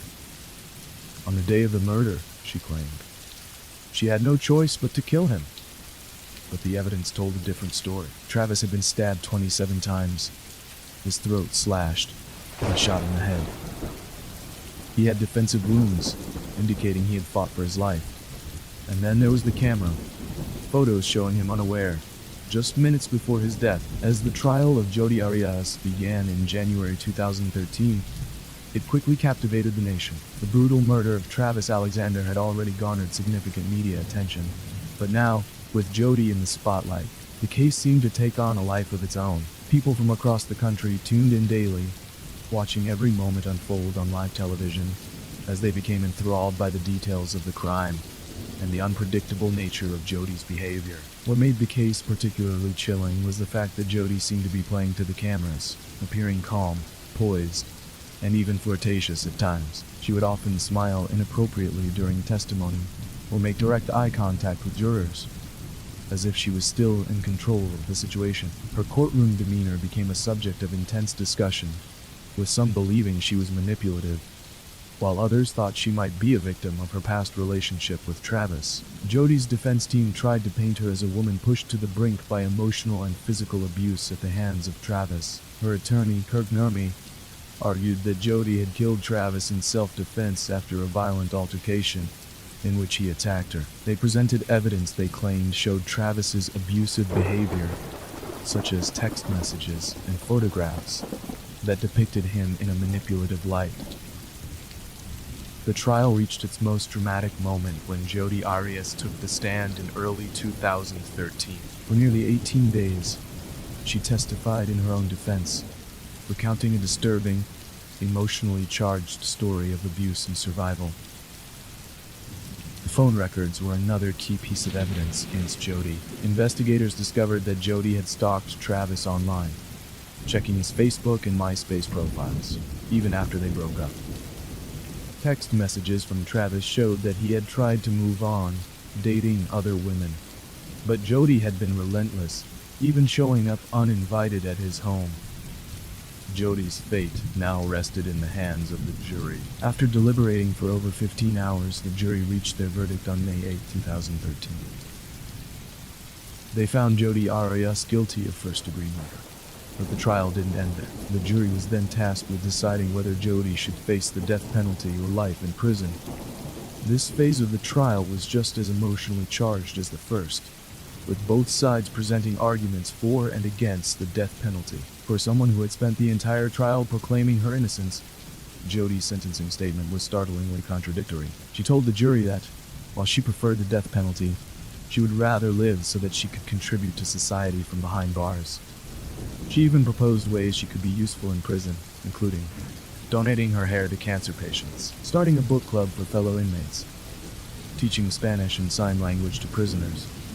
It was an unusual approach. Instead of expressing remorse, Jodi seemed to be pitching herself as an asset to the prison system. Some saw it as self-serving, while others felt it showed her complete detachment from reality. The jury deliberated for several days, struggling to reach a consensus. The jury could not reach a unanimous decision. As a result, the judge was left to make the final call. On April 13, 2015, Jodi Arias was sentenced to life in prison without the possibility of parole. Travis Alexander's family breathed a sigh of relief. Though they had hoped for the death penalty, they were satisfied that Jodi would never walk free again. Story 10. A night of unimaginable horror. On the night of January 10, 1992, in the quiet town of Madison, Indiana, 12-year-old Shanda Scherer was kidnapped, tortured, and ultimately burned alive in one of the most horrifying crimes committed by a group of teenage girls. The case would shock the nation, not just for its brutality, but for the sheer lack of remorse displayed by her killers. It began as a story of jealousy and teenage rivalry, but what followed was something far darker. The events of that night would reveal a chilling level of premeditation and cruelty, orchestrated by 4 girls: Melinda Loveless, Lori Tackett, Hope Rippey, and Tony Lawrence, each playing a role in a crime that seemed beyond comprehension. By the time morning came, Shanda Scherer was gone, and the truth of what happened in those long, brutal hours would unravel in a way that left even the most seasoned investigators stunned. Shanda Scherer had recently moved to Indiana with her mother and was settling into her new school. Bright, friendly, and full of life, she quickly made friends and even caught the attention of an older girl named Amanda Heverin. The two grew close, forming what some believed to be a romantic relationship. But there was one person who hated this relationship. Melinda Lovelace. Melinda, 16 years old, had once dated Amanda, and she despised Shonda for taking her place. What started as jealousy quickly escalated into obsession, with Melinda frequently threatening Shonda, telling others she wanted to hurt her. Friends dismissed it as just talk, but Melinda was already forming a plan for revenge. Her anger turned into cold calculation, and soon she enlisted the help of 3 others: Lori Tackett, Hope Rippey, and Tony Lawrence. Lori Tackett, also 16, was a troubled girl, fascinated by the occult, violence, and death. She was cruel and unpredictable, making her the perfect accomplice for what Melinda had planned. Hope and Tony, both 15, were more followers than leaders, but once they became involved, they would be too deep to back out. What started as a twisted prank would soon turn into something far more sinister. On the night of January 10th, 1992, the 4 girls set their plan into motion. Melinda had one goal: to make Shonda suffer. To lure her out, they told Amanda's ex that they would pretend to be friendly, convincing Shonda to come with them. Hope and Tony played along, seeing it as a joke, while Lori and Melinda had much darker intentions. Driving to Shonda's father's house, they arrived around midnight. Hope and Tony went to the door, claiming they were friends of Amanda and that she wanted to meet Shonda at a secluded spot. At first, Shonda was hesitant, but curiosity won over, and she got in the car. What she didn't know was that Melinda Lovelace was hiding in the back seat. As they drove away, Melinda suddenly jumped up, grabbing Shonda from behind. Holding a knife to her throat, she began taunting her, telling her that she was going to die. Shonda begged for her life, but the laughter from the girls in the car made it clear there would be no mercy that night. Their first stop was an abandoned house in the woods. There, Melinda and Lori took turns beating and tormenting Shonda. They stripped her of her clothes, tied her up, and continued to mock her, feeding off each other's cruelty. Lori, always eager to escalate the situation, retrieved a rope, wrapping it around Shonda's neck and pulling it tight. The young girl struggled, gasping for air as the others watched and laughed. But sadly, this was just the beginning. For hours, the girls continued their sadistic game. They drove around, stopping at different locations, prolonging Shonda's suffering. At one point, they forced Shonda into the trunk of the car, where she lay bleeding and crying, pleading with them to let her go. Instead of stopping, Lori would rev the engine and slam the brakes, causing Shonda's body to violently thrash around inside. At a gas station, they stopped to buy soda, acting as if nothing had happened, while the others laughed and joked. The small, battered girl lay in the trunk, still alive, still begging for help. Hours passed, and still, the girls weren't finished. Lori suggested they take Shonda to her house, where they could figure out what to do next. Once inside, they dragged her out of the trunk, realizing that she was still breathing. It wasn't enough. They beat her again, stabbing her with a knife, but Shonda refused to die. In a moment of pure cruelty, Lori took a bottle of Windex and sprayed it down her throat, laughing as Shonda gasped for air. Even after all of this, she still clung to life. As dawn approached, the girls decided it was time to finish what they started.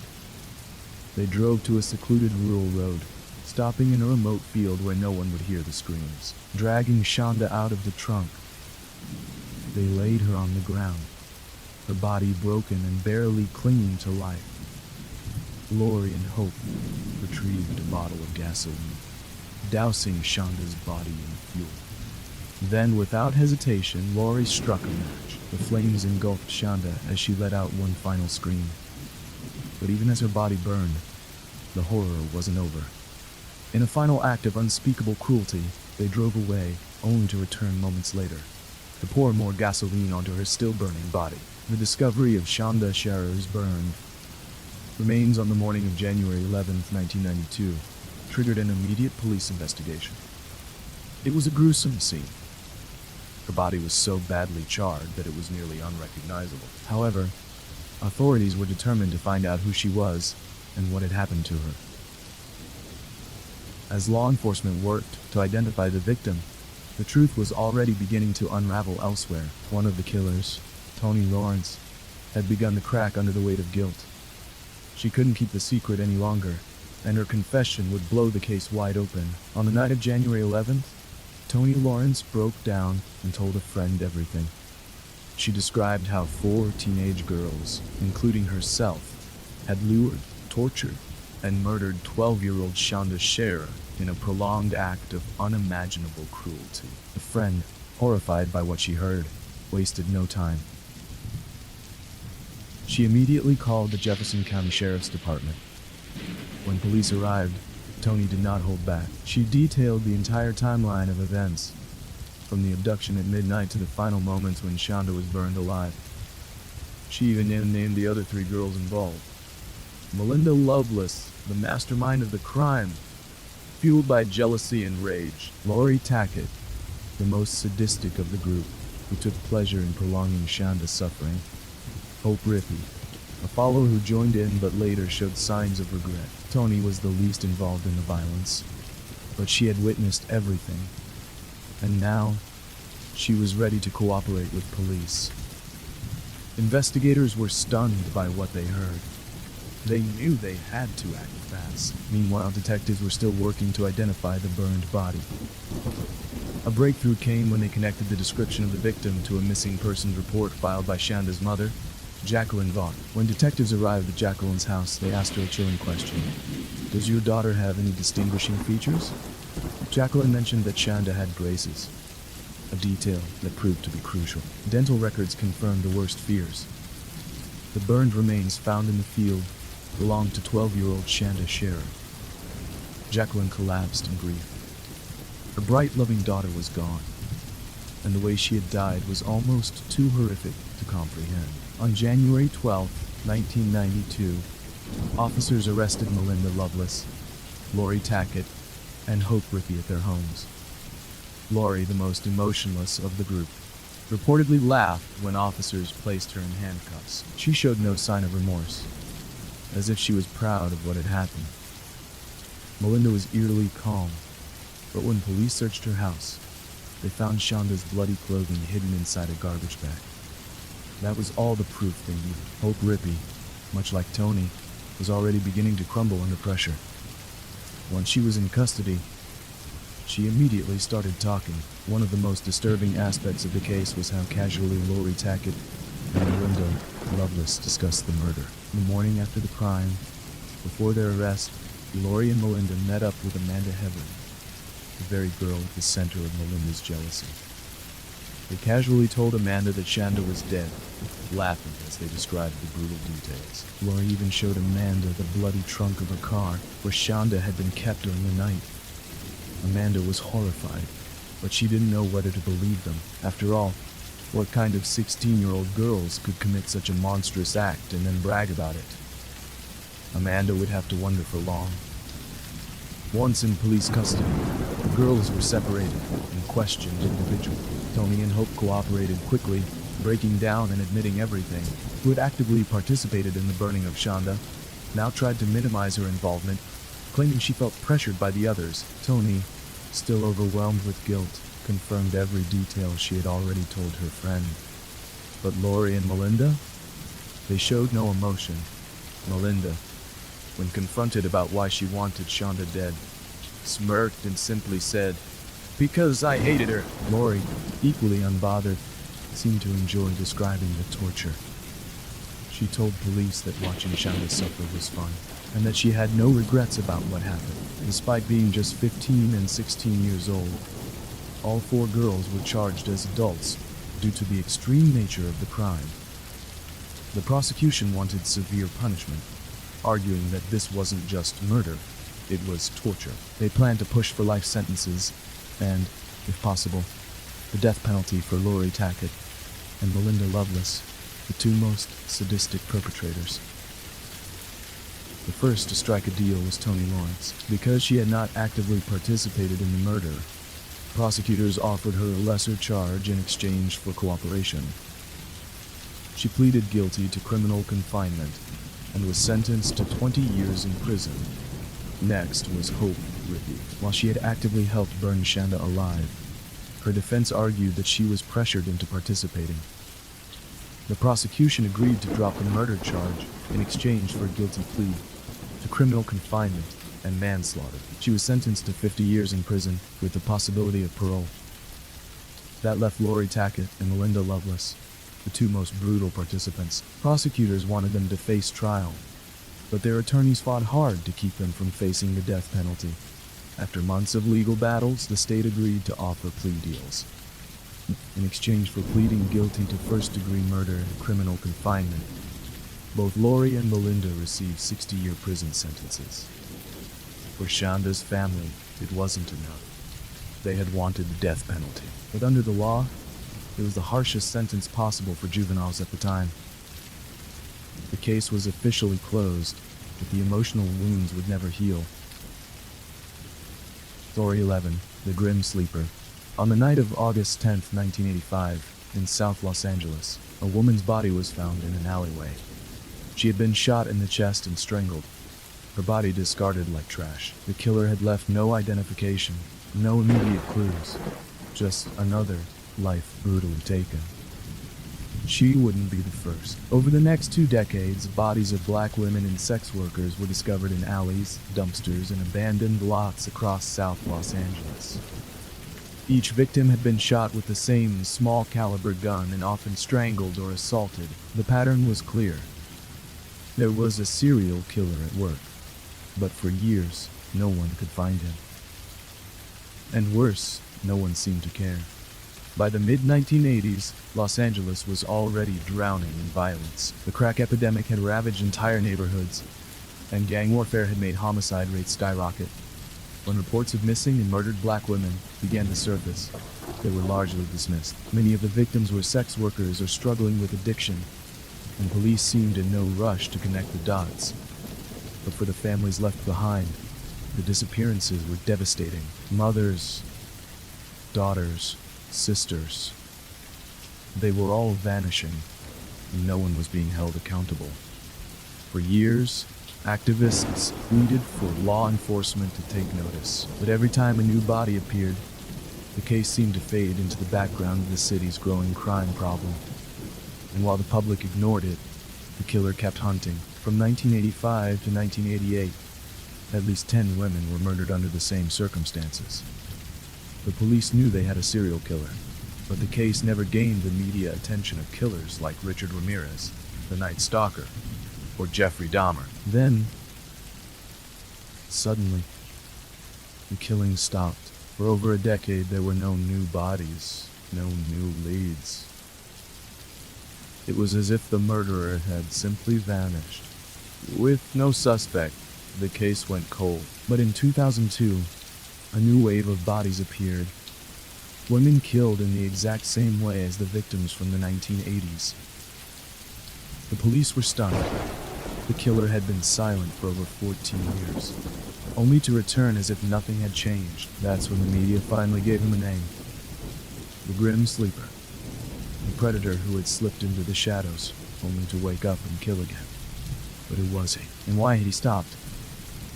Only to start again after more than a decade. The break in the case didn't come from DNA evidence or detective work. It came from a survivor. In 1988, a woman named Demetra Washington had been picked up by a man in the car. He seemed friendly, offering her a ride. But the moment she got inside, everything changed. Without warning, he shot her in the chest, then sexually assaulted her as she drifted in and out of consciousness. Somehow, she survived. She later told police that the man drove a rusty orange Pinto, that he was calm and methodical, and that he seemed to enjoy watching her suffer. But at the time, no one connected her story to the string of unsolved murders. She was simply another black woman attacked in a city that barely noticed. Years passed. And then, suddenly the killer resurfaced. Demetra's story would become crucial in identifying him. As the body count climbed, so did the outrage. Activists accused the LAPD of ignoring the murders because the victims were black women living in poor neighborhoods. Many believed that if the victims had been white and from wealthier areas, the police would have acted much sooner. Even more disturbing, Investigative reports later revealed that the LAPD had known for years that a serial killer was operating in South Los Angeles, but had kept the information secret from the public. Families who had lost mothers, sisters, and daughters were never told that their loved ones might have been victims of a single murderer. By the early 2000s, public pressure forced the police to reopen the case. With new technology, using DNA evidence, forensic scientists linked several murders to the same suspect. But they had no name, just a genetic profile. The hunt for the grim sleeper had truly begun. The biggest breakthrough in the case didn't come from fingerprints or crime scene evidence.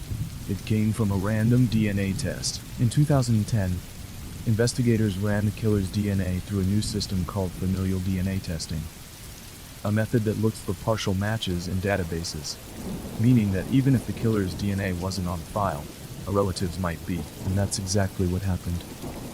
The system flagged a match, but not to the killer himself. Instead, it matched his son, Christopher Franklin. This meant that the killer had to be Christopher's father, and that led detectives straight to Lonnie Franklin Jr., a former sanitation worker. Franklin had no criminal record, but police quickly realized he had been hiding in plain sight for years. In fact, he lived right in the neighborhood where the murders took place. Neighbors described him as a quiet, unassuming man,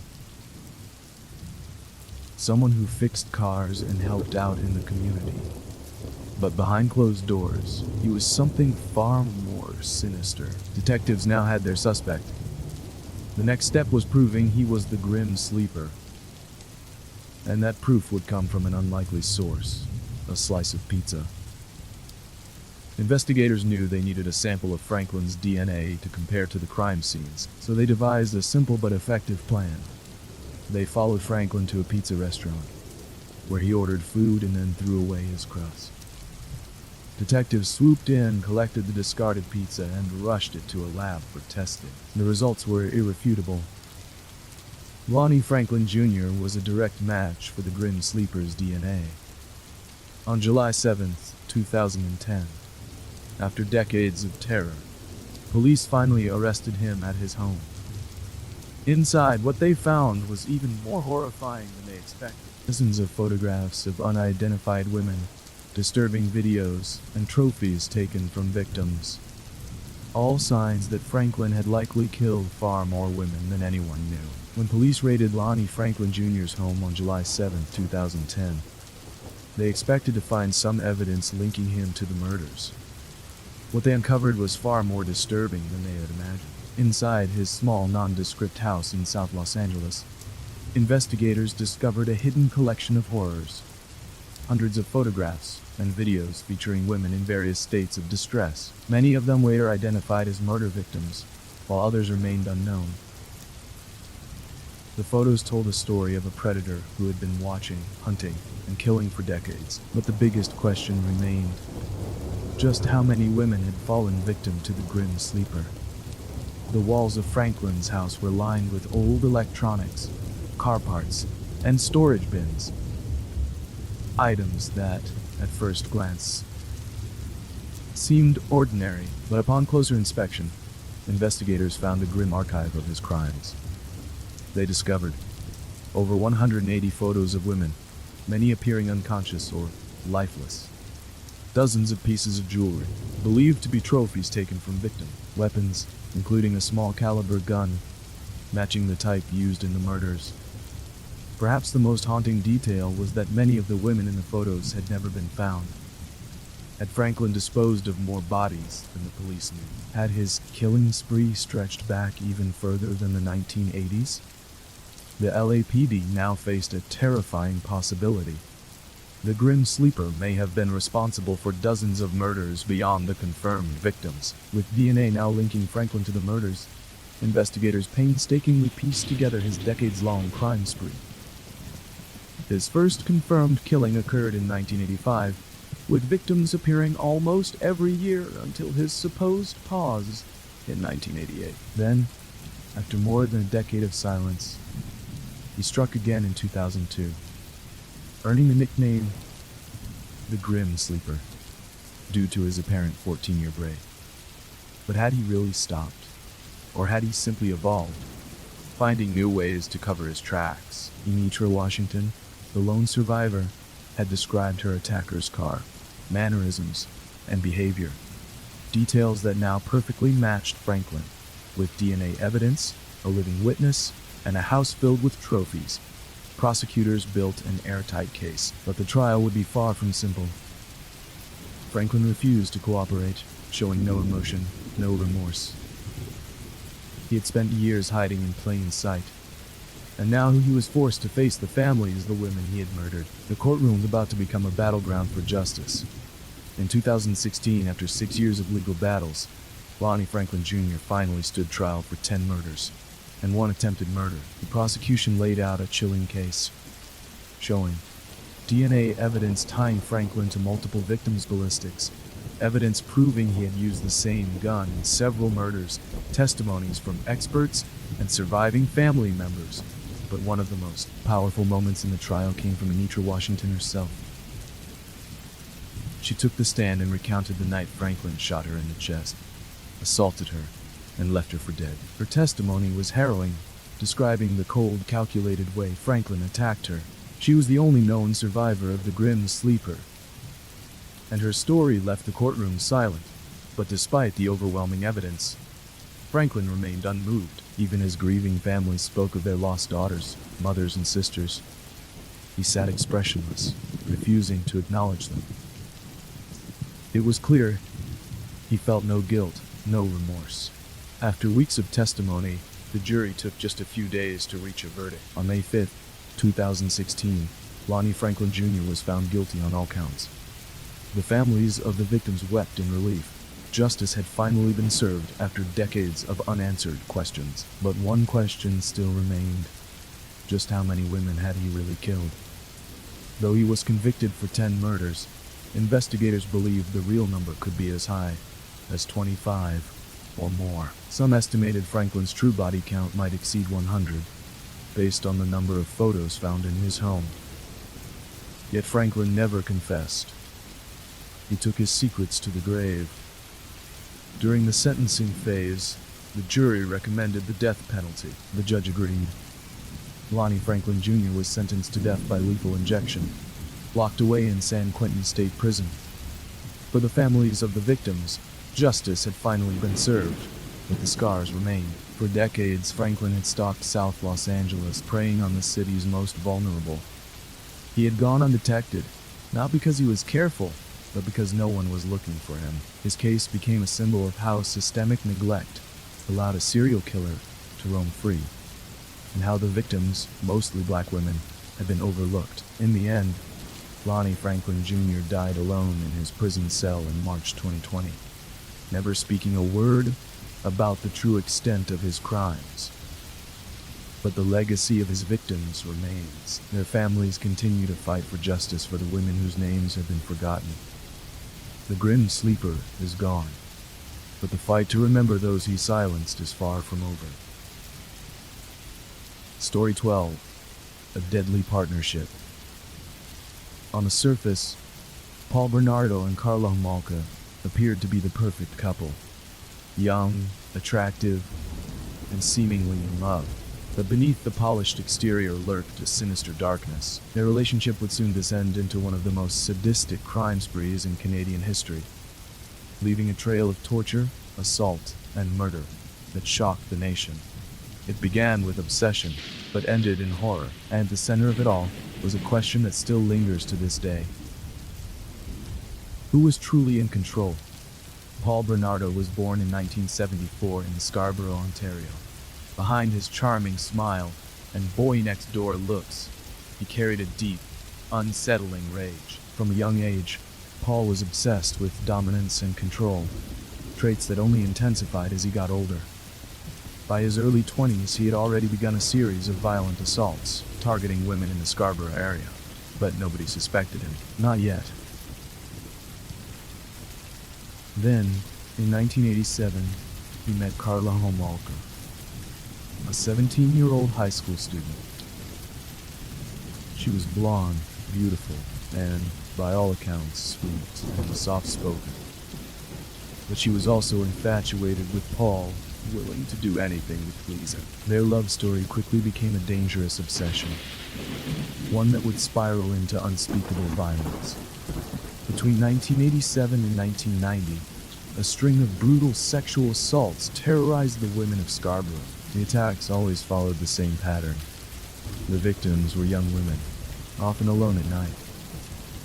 The assailant struck suddenly, using overwhelming force. He would taunt, humiliate, and brutalize his victims. Sometimes, for hours, the police had no leads, despite the fact that some survivors were able to provide detailed descriptions of their attacker. What they didn't know was that the man they were hunting, the Scarborough rapist, was Paul Bernardo, and Carla knew. Yet, instead of going to the police, she encouraged him. She laughed at his violent fantasies. She fed his desires. And soon she became an active participant in his crimes. By 1990, Paul had grown bored of random assaults. He wanted more, something more personal, more sadistic. And Carla, desperate to please him, made an unthinkable offer. She would give him her own sister. Tammy Homolka, Carla's 15-year-old sister, was young, innocent, and completely unaware of the darkness within her older sister and Paul. On Christmas Eve 1990, while the Homolka family celebrated together, Carla and Paul put their plan into motion. Carla, a trained veterinary technician, stole anesthetic drugs from her workplace. That night, while the family slept, Carla drugged Tammy. Then, as the teenager lay unconscious, Paul and Carla took turns assaulting her, filming the entire attack. Tammy never woke up. She choked on her own vomit and died before help could arrive. When police arrived, Carla and Paul played the role of grieving relatives. They claimed it was a tragic accident, and they got away with it. For the first time, they'd killed together, and it wouldn't be the last. After Tammy's death, Paul and Carla relocated to a new home in St. Catharines, but their twisted desires only grew stronger. Between 1991 and 1992, they abducted, tortured, and killed 2 more young women. Leslie Mahaffey, a 14-year-old girl, kidnapped outside her home in June 1991. Kristen French, a 15-year-old schoolgirl, kidnapped in April 1992. Paul and Carla held her for 3 days, subjecting her to unimaginable horrors before ultimately strangling her to death. Throughout these attacks, Carla was no longer just an accomplice. She was actively participating in the brutality, but the couple's luck was running out, and soon their reign of terror would come to an end. By 1993, the police were closing in. They had begun to suspect Paul in connection to the Scarborough rapist attacks. A DNA test was ordered, but Paul wasn't worried. He had gotten away with everything so far. But this time, his past was about to catch up with him. At the same time, Carla's once blind loyalty began to waver. Paul had become more violent, more unpredictable, even predictable. He had towards her. He had started beating her, pushing her to the brink of breaking. Then, in January 1993, after suffering a particularly brutal beating, Carla made a shocking move. She went to the police, and she told them everything, but in doing so, she secured her own escape. A deal with prosecutors that would go down in history as one of the most controversial plea bargains ever made. In exchange for testifying against Paul, Carla was offered a reduced sentence, a mere 12 years in prison. She painted herself as a battered, manipulated victim, claiming she had been forced to participate in Paul's crimes out of fear. She distanced herself from the worst of the murders. And when police finally arrested Paul Bernardo, they believed Carla's version of events. But then, something horrifying happened. The videotapes surfaced. These tapes, recordings made by Paul and Carla, showed the full extent of their crimes. They proved that Carla was not just a passive victim. She had laughed, taunted, and taken pleasure in the suffering of the girls they tortured. She was just as guilty as Paul. But it was too late. The deal had already been signed, and there was nothing the prosecution could do. In 1995, Paul Bernardo went to trial. The evidence was overwhelming. DNA, videotapes, and Carla's testimony sealed his fate. He was found guilty of first-degree murder, sexual assault, and kidnapping. The sentence? Life in prison with no chance of parole. But for many, justice felt incomplete. Carla Homolka, who had actively participated in these heinous crimes, had walked away with only 12 years. And in 2005, she was released from prison, free to start a new life. A free woman. Despite her past, she has since changed her name, remarried, and had children. And to this day, she lives in anonymity, while the families of the victims live with the unforgivable truth that Carla got away with murder. Story 13. The Abduction of Polly Klaus.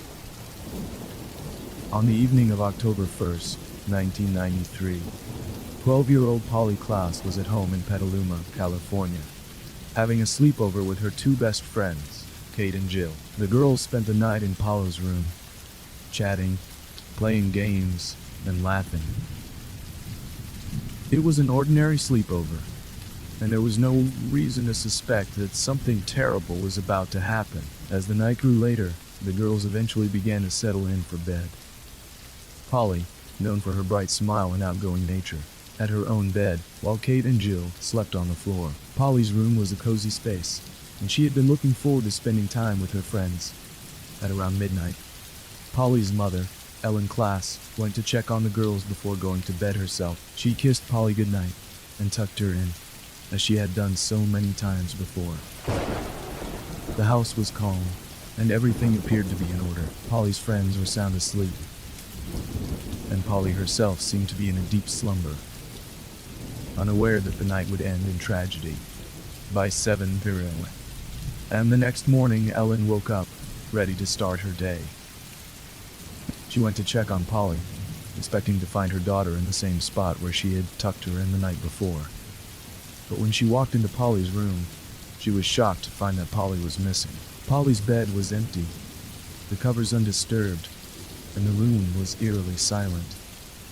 Ellen quickly checked on the girls who had slept on the floor, Kate and Jill, but they were still there, unaware of what had happened. It took Ellen only moments to realize that something was terribly wrong.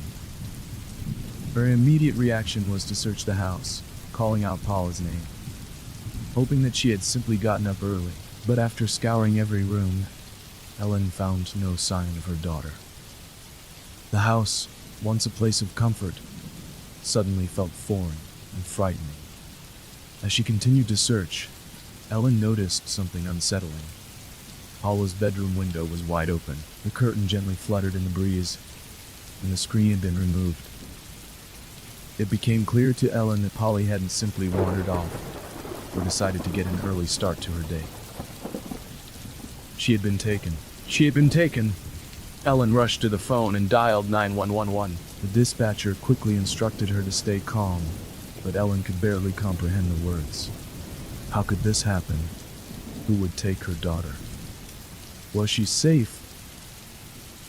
The questions raced through her mind as she paced the house, desperate for answers. Police arrived at the scene shortly afterward, and the search for Polly began immediately.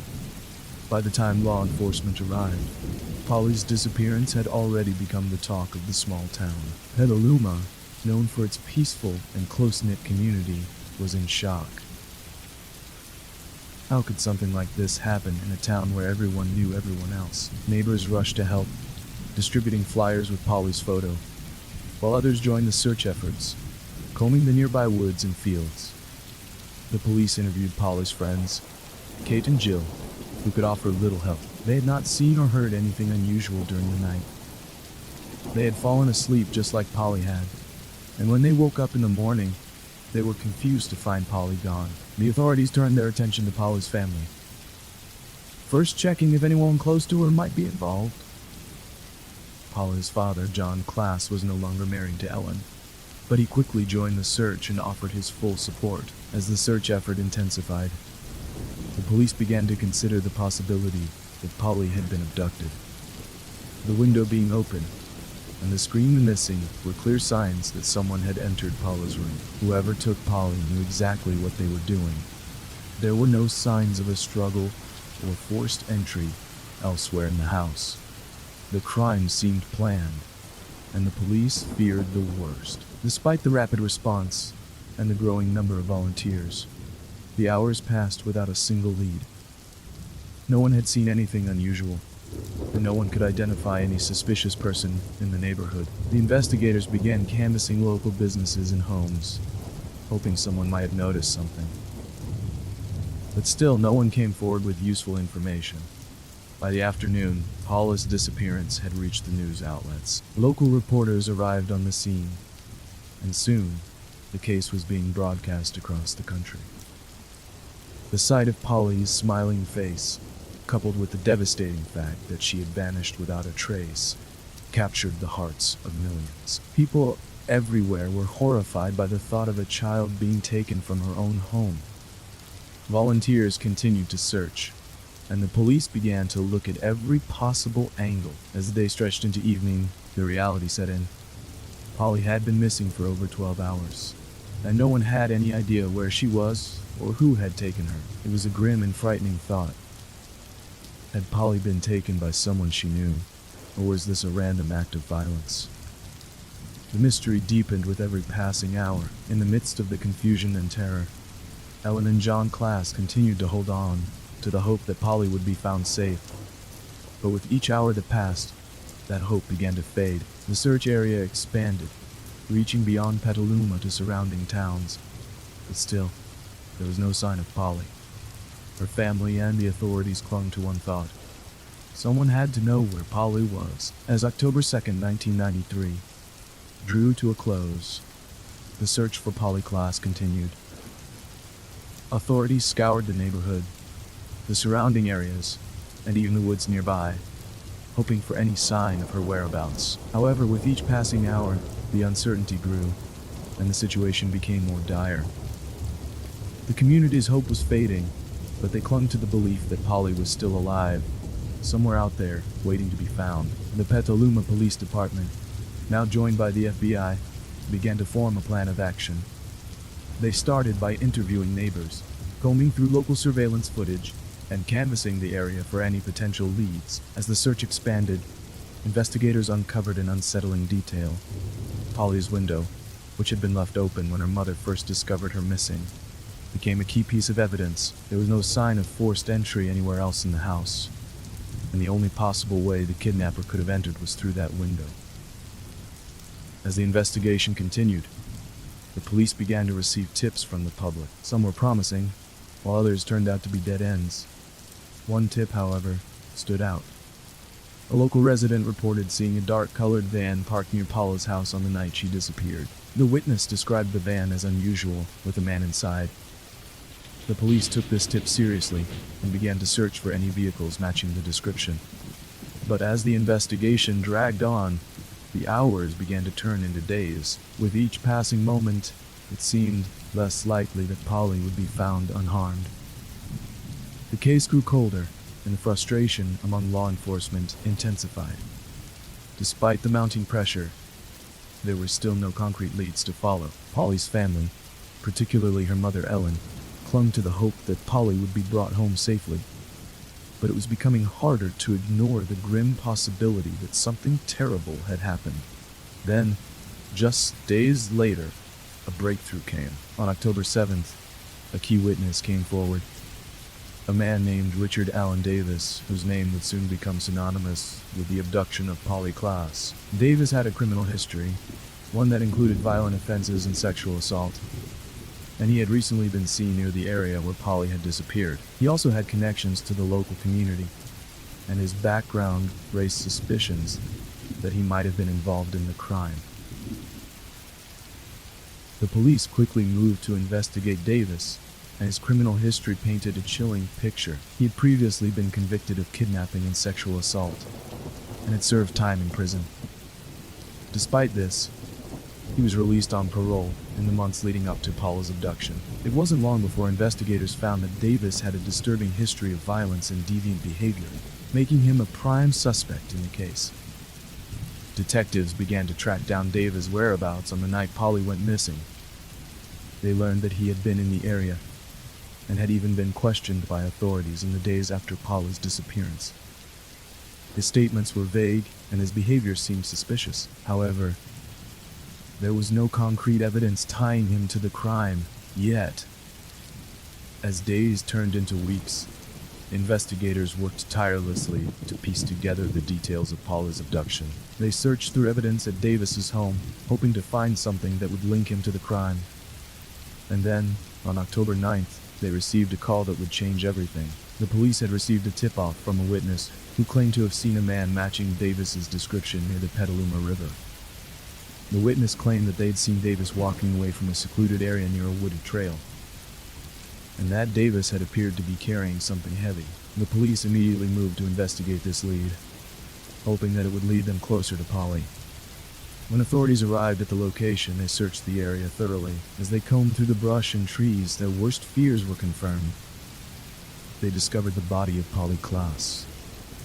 She had been murdered.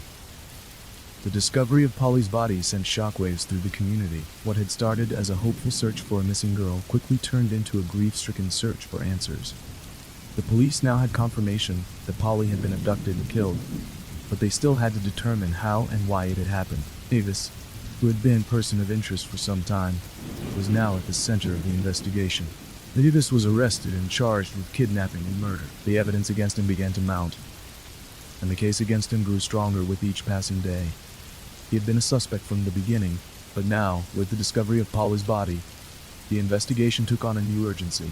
As Richard Allen Davis sat in jail awaiting trial, the case against him began to take shape. The shocking discovery of Polly Klaas's body had already confirmed the worst fears of her family and the community. However, the legal process was only just beginning, and the full extent of Polly's abduction, abuse, and murder was about to be revealed in court. This trial would become a highly publicized event, drawing widespread media attention and intense public interest. Richard Allen Davis had been arrested on October 9, 1993. Just days after Polly's body was discovered near the Petaluma River, he was charged with kidnapping, murder, and rape. Despite his violent history, Davis maintained his innocence, claiming that he had nothing to do with Polly's disappearance or death. His defense team argued that there was insufficient evidence to link him directly to the crime, but the prosecution was confident in their case. The police had gathered substantial evidence linking Davis to the crime, including witness statements, his presence in the area at the time of Polly's abduction, and forensic evidence that placed him near the scene. The most damning piece of evidence was his violent past, including a conviction for kidnapping and assault years earlier. This history, along with his conflicting statements and suspicious behavior after Polly's disappearance, painted him as a highly credible suspect. As the trial began, the Klaas family found themselves thrust into the spotlight, their grief laid bare for the world to see. Ellen Klaas, Polly's mother, was among the most visible figures during the proceedings. She had spent weeks holding out hope that her daughter would be found alive, but that hope was now shattered. As she sat in the courtroom, listening to the details of what had happened to Polly, she struggled to hold back tears. The pain of losing her daughter was immense. But now, hearing the full extent of the tragedy, she had to face the horror of what Polly had gone through in her final hours.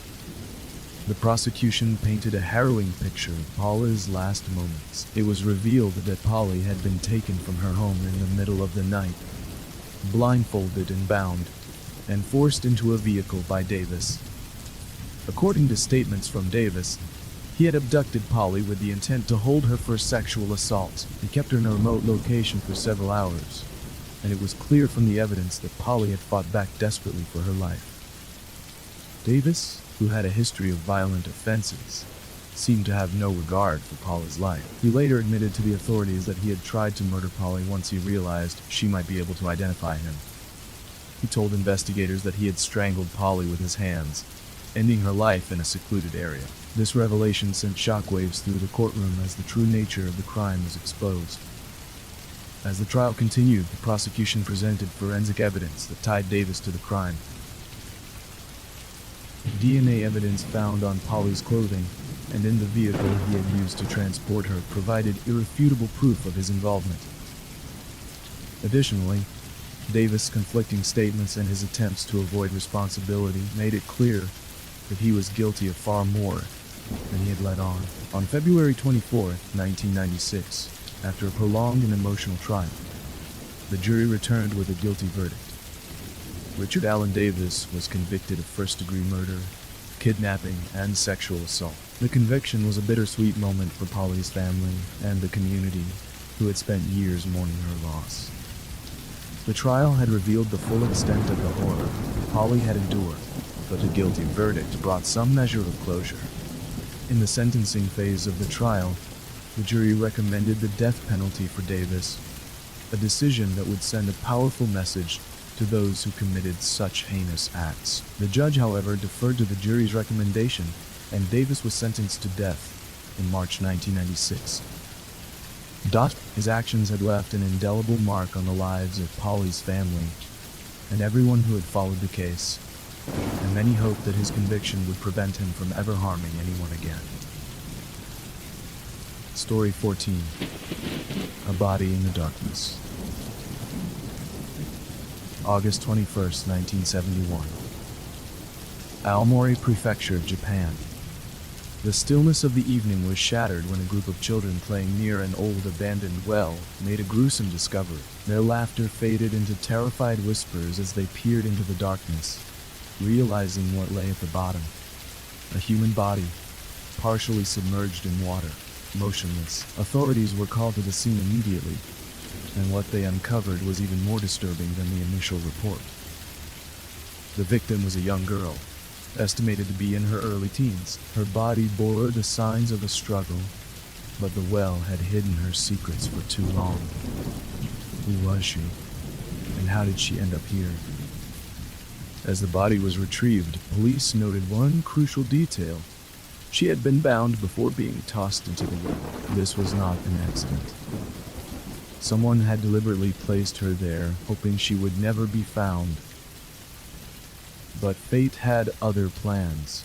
With no immediate identification, the police scoured missing persons reports from the surrounding prefectures. It didn't take long to match the description. The girl was identified as 13-year-old Megumi Yamada, a local student who had vanished 2 weeks prior while walking home from school. Her parents, devastated and desperate for answers, told police that Megumi had been a quiet, responsible girl, the kind who never stayed out late or wandered off without telling someone. The idea that she had simply run away was unthinkable. Something far more sinister had happened. Witnesses placed Megumi walking down a rural road, a route she had taken many times before. A few classmates mentioned seeing a dark-colored van in the area that day, slowly driving past students as if searching for something or someone. But no one saw what happened next. With Megumi Yamada's body recovered from the well, investigators wasted no time in searching for clues that could unravel the mystery of her disappearance and murder. The discovery sent shockwaves through the quiet community. Who had taken this innocent girl? And why had they left her in such a cruel manner? Megumi's remains were examined carefully. Despite being submerged in water, forensic experts noted that she had been bound at the wrists and ankles before death. Bruises on her arms suggested she had fought back, but the most chilling detail was the cause of death: asphyxiation. The autopsy revealed that Megumi had not drowned in the well. She had been strangled beforehand, and then discarded like an afterthought. But why a well? The placement of her body indicated a level of familiarity with the area. Whoever did this had likely known about the abandoned well, its isolation making it the perfect place to hide a crime. Witnesses had reported a dark-colored van near the area where Megumi was last seen, but the descriptions were vague. It was not enough to identify the driver or its occupants. Police turned to her classmates and neighbors, hoping that someone had seen something out of the ordinary. One witness came forward, an elderly farmer who lived near the path Megumi had walked daily. He reported seeing a girl matching her description talking to someone in a van around the time of her disappearance. Though pressed for details, his memory was hazy. He could not recall the driver's face or even the vehicle's license plate. This was a frustrating setback. The case needed a break, something definitive that could point police toward a suspect. As the investigation deepened, authorities discovered that Megumi was not the first young girl to vanish under strange circumstances in the region. In the past 5 years, 3 other cases had eerie similarities. In 1970, a 12-year-old girl disappeared while walking home from school. She was never found. Another in 1968, a 14-year-old girl's body was discovered in a shallow river, showing signs of strangulation.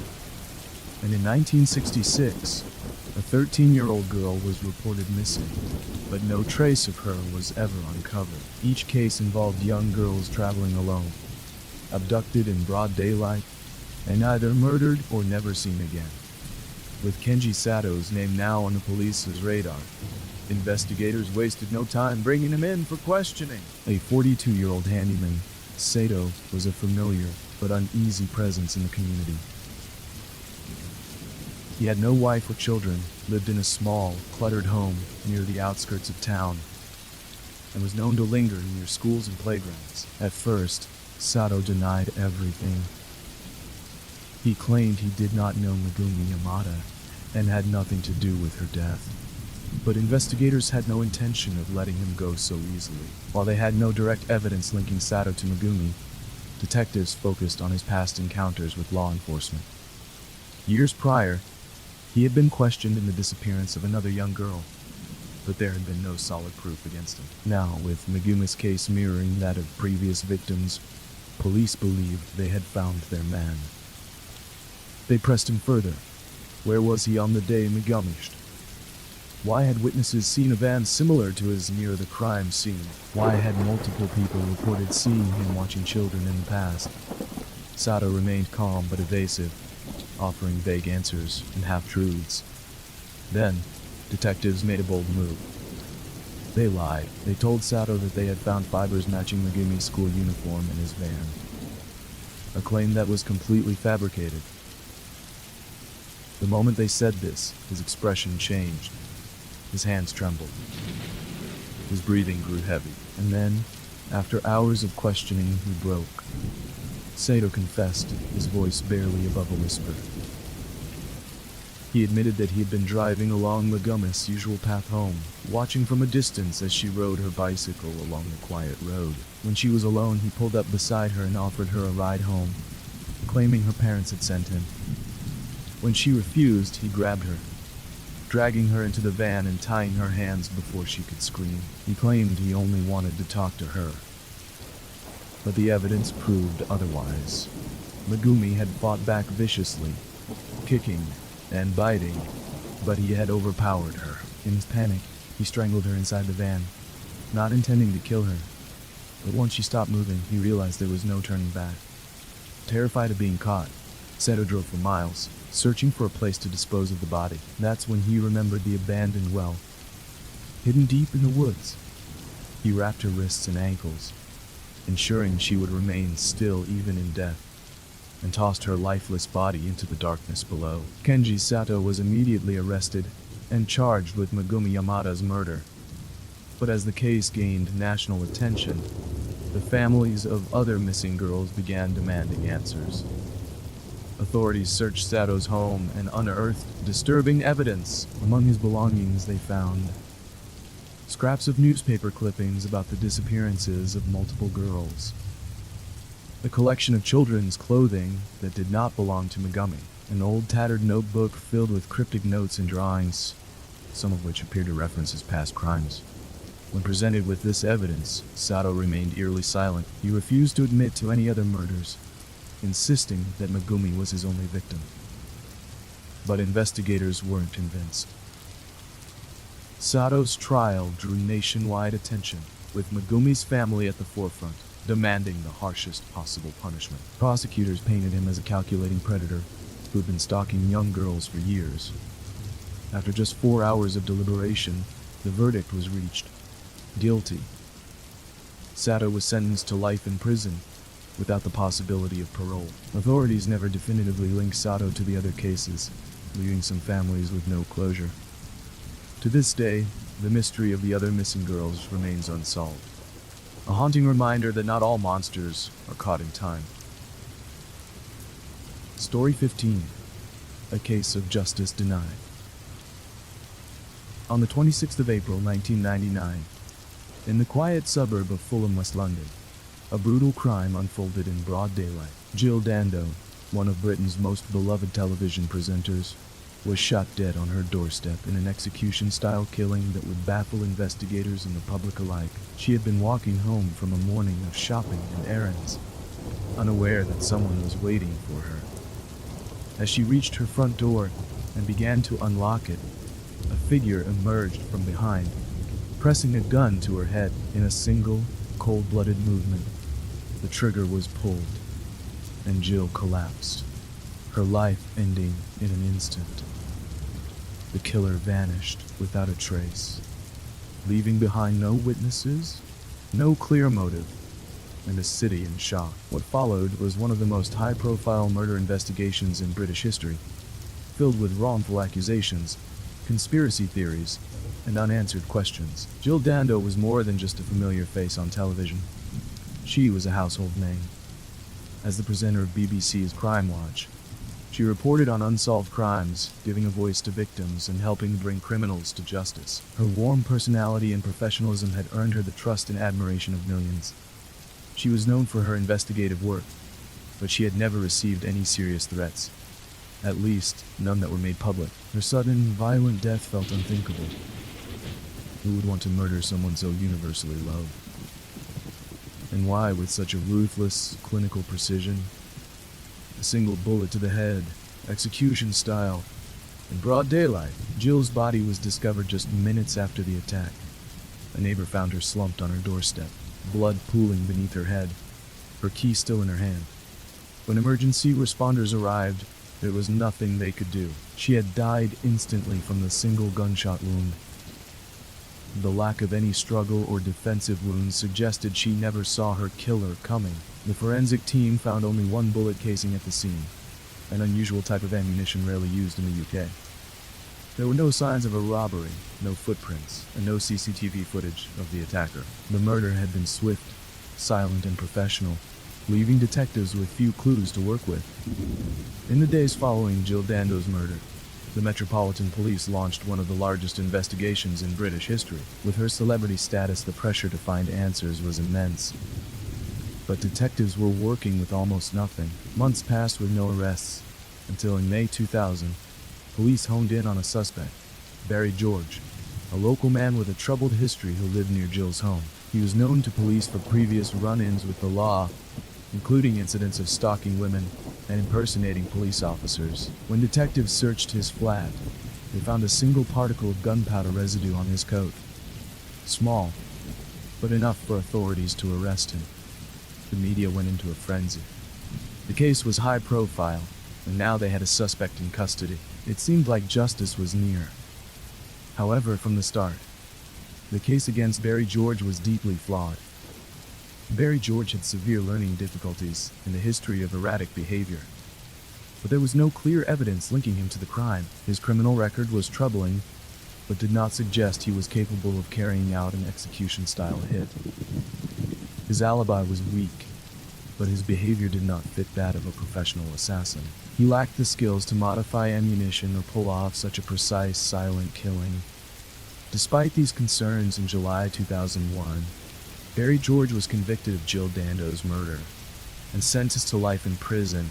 But was he really the killer? Many weren't convinced. With Barry George behind bars, the authorities believed they had solved the case.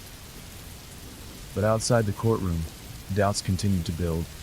As scrutiny on the case intensified, an appeal was launched. The court reevaluated the gunpowder evidence, and in 2007, the Court of Appeal quashed his conviction, citing a lack of solid forensic proof. A retrial was ordered, but in 2008, after a second examination of the evidence, Barry George was found not guilty and released. After 8 years in prison, he walked free. A man who had spent nearly a decade behind bars for a crime he likely did not commit. Jill Dando's killer was still out there, and after years of focusing on the wrong suspect, investigators were back to square one in this case, which they are still pursuing.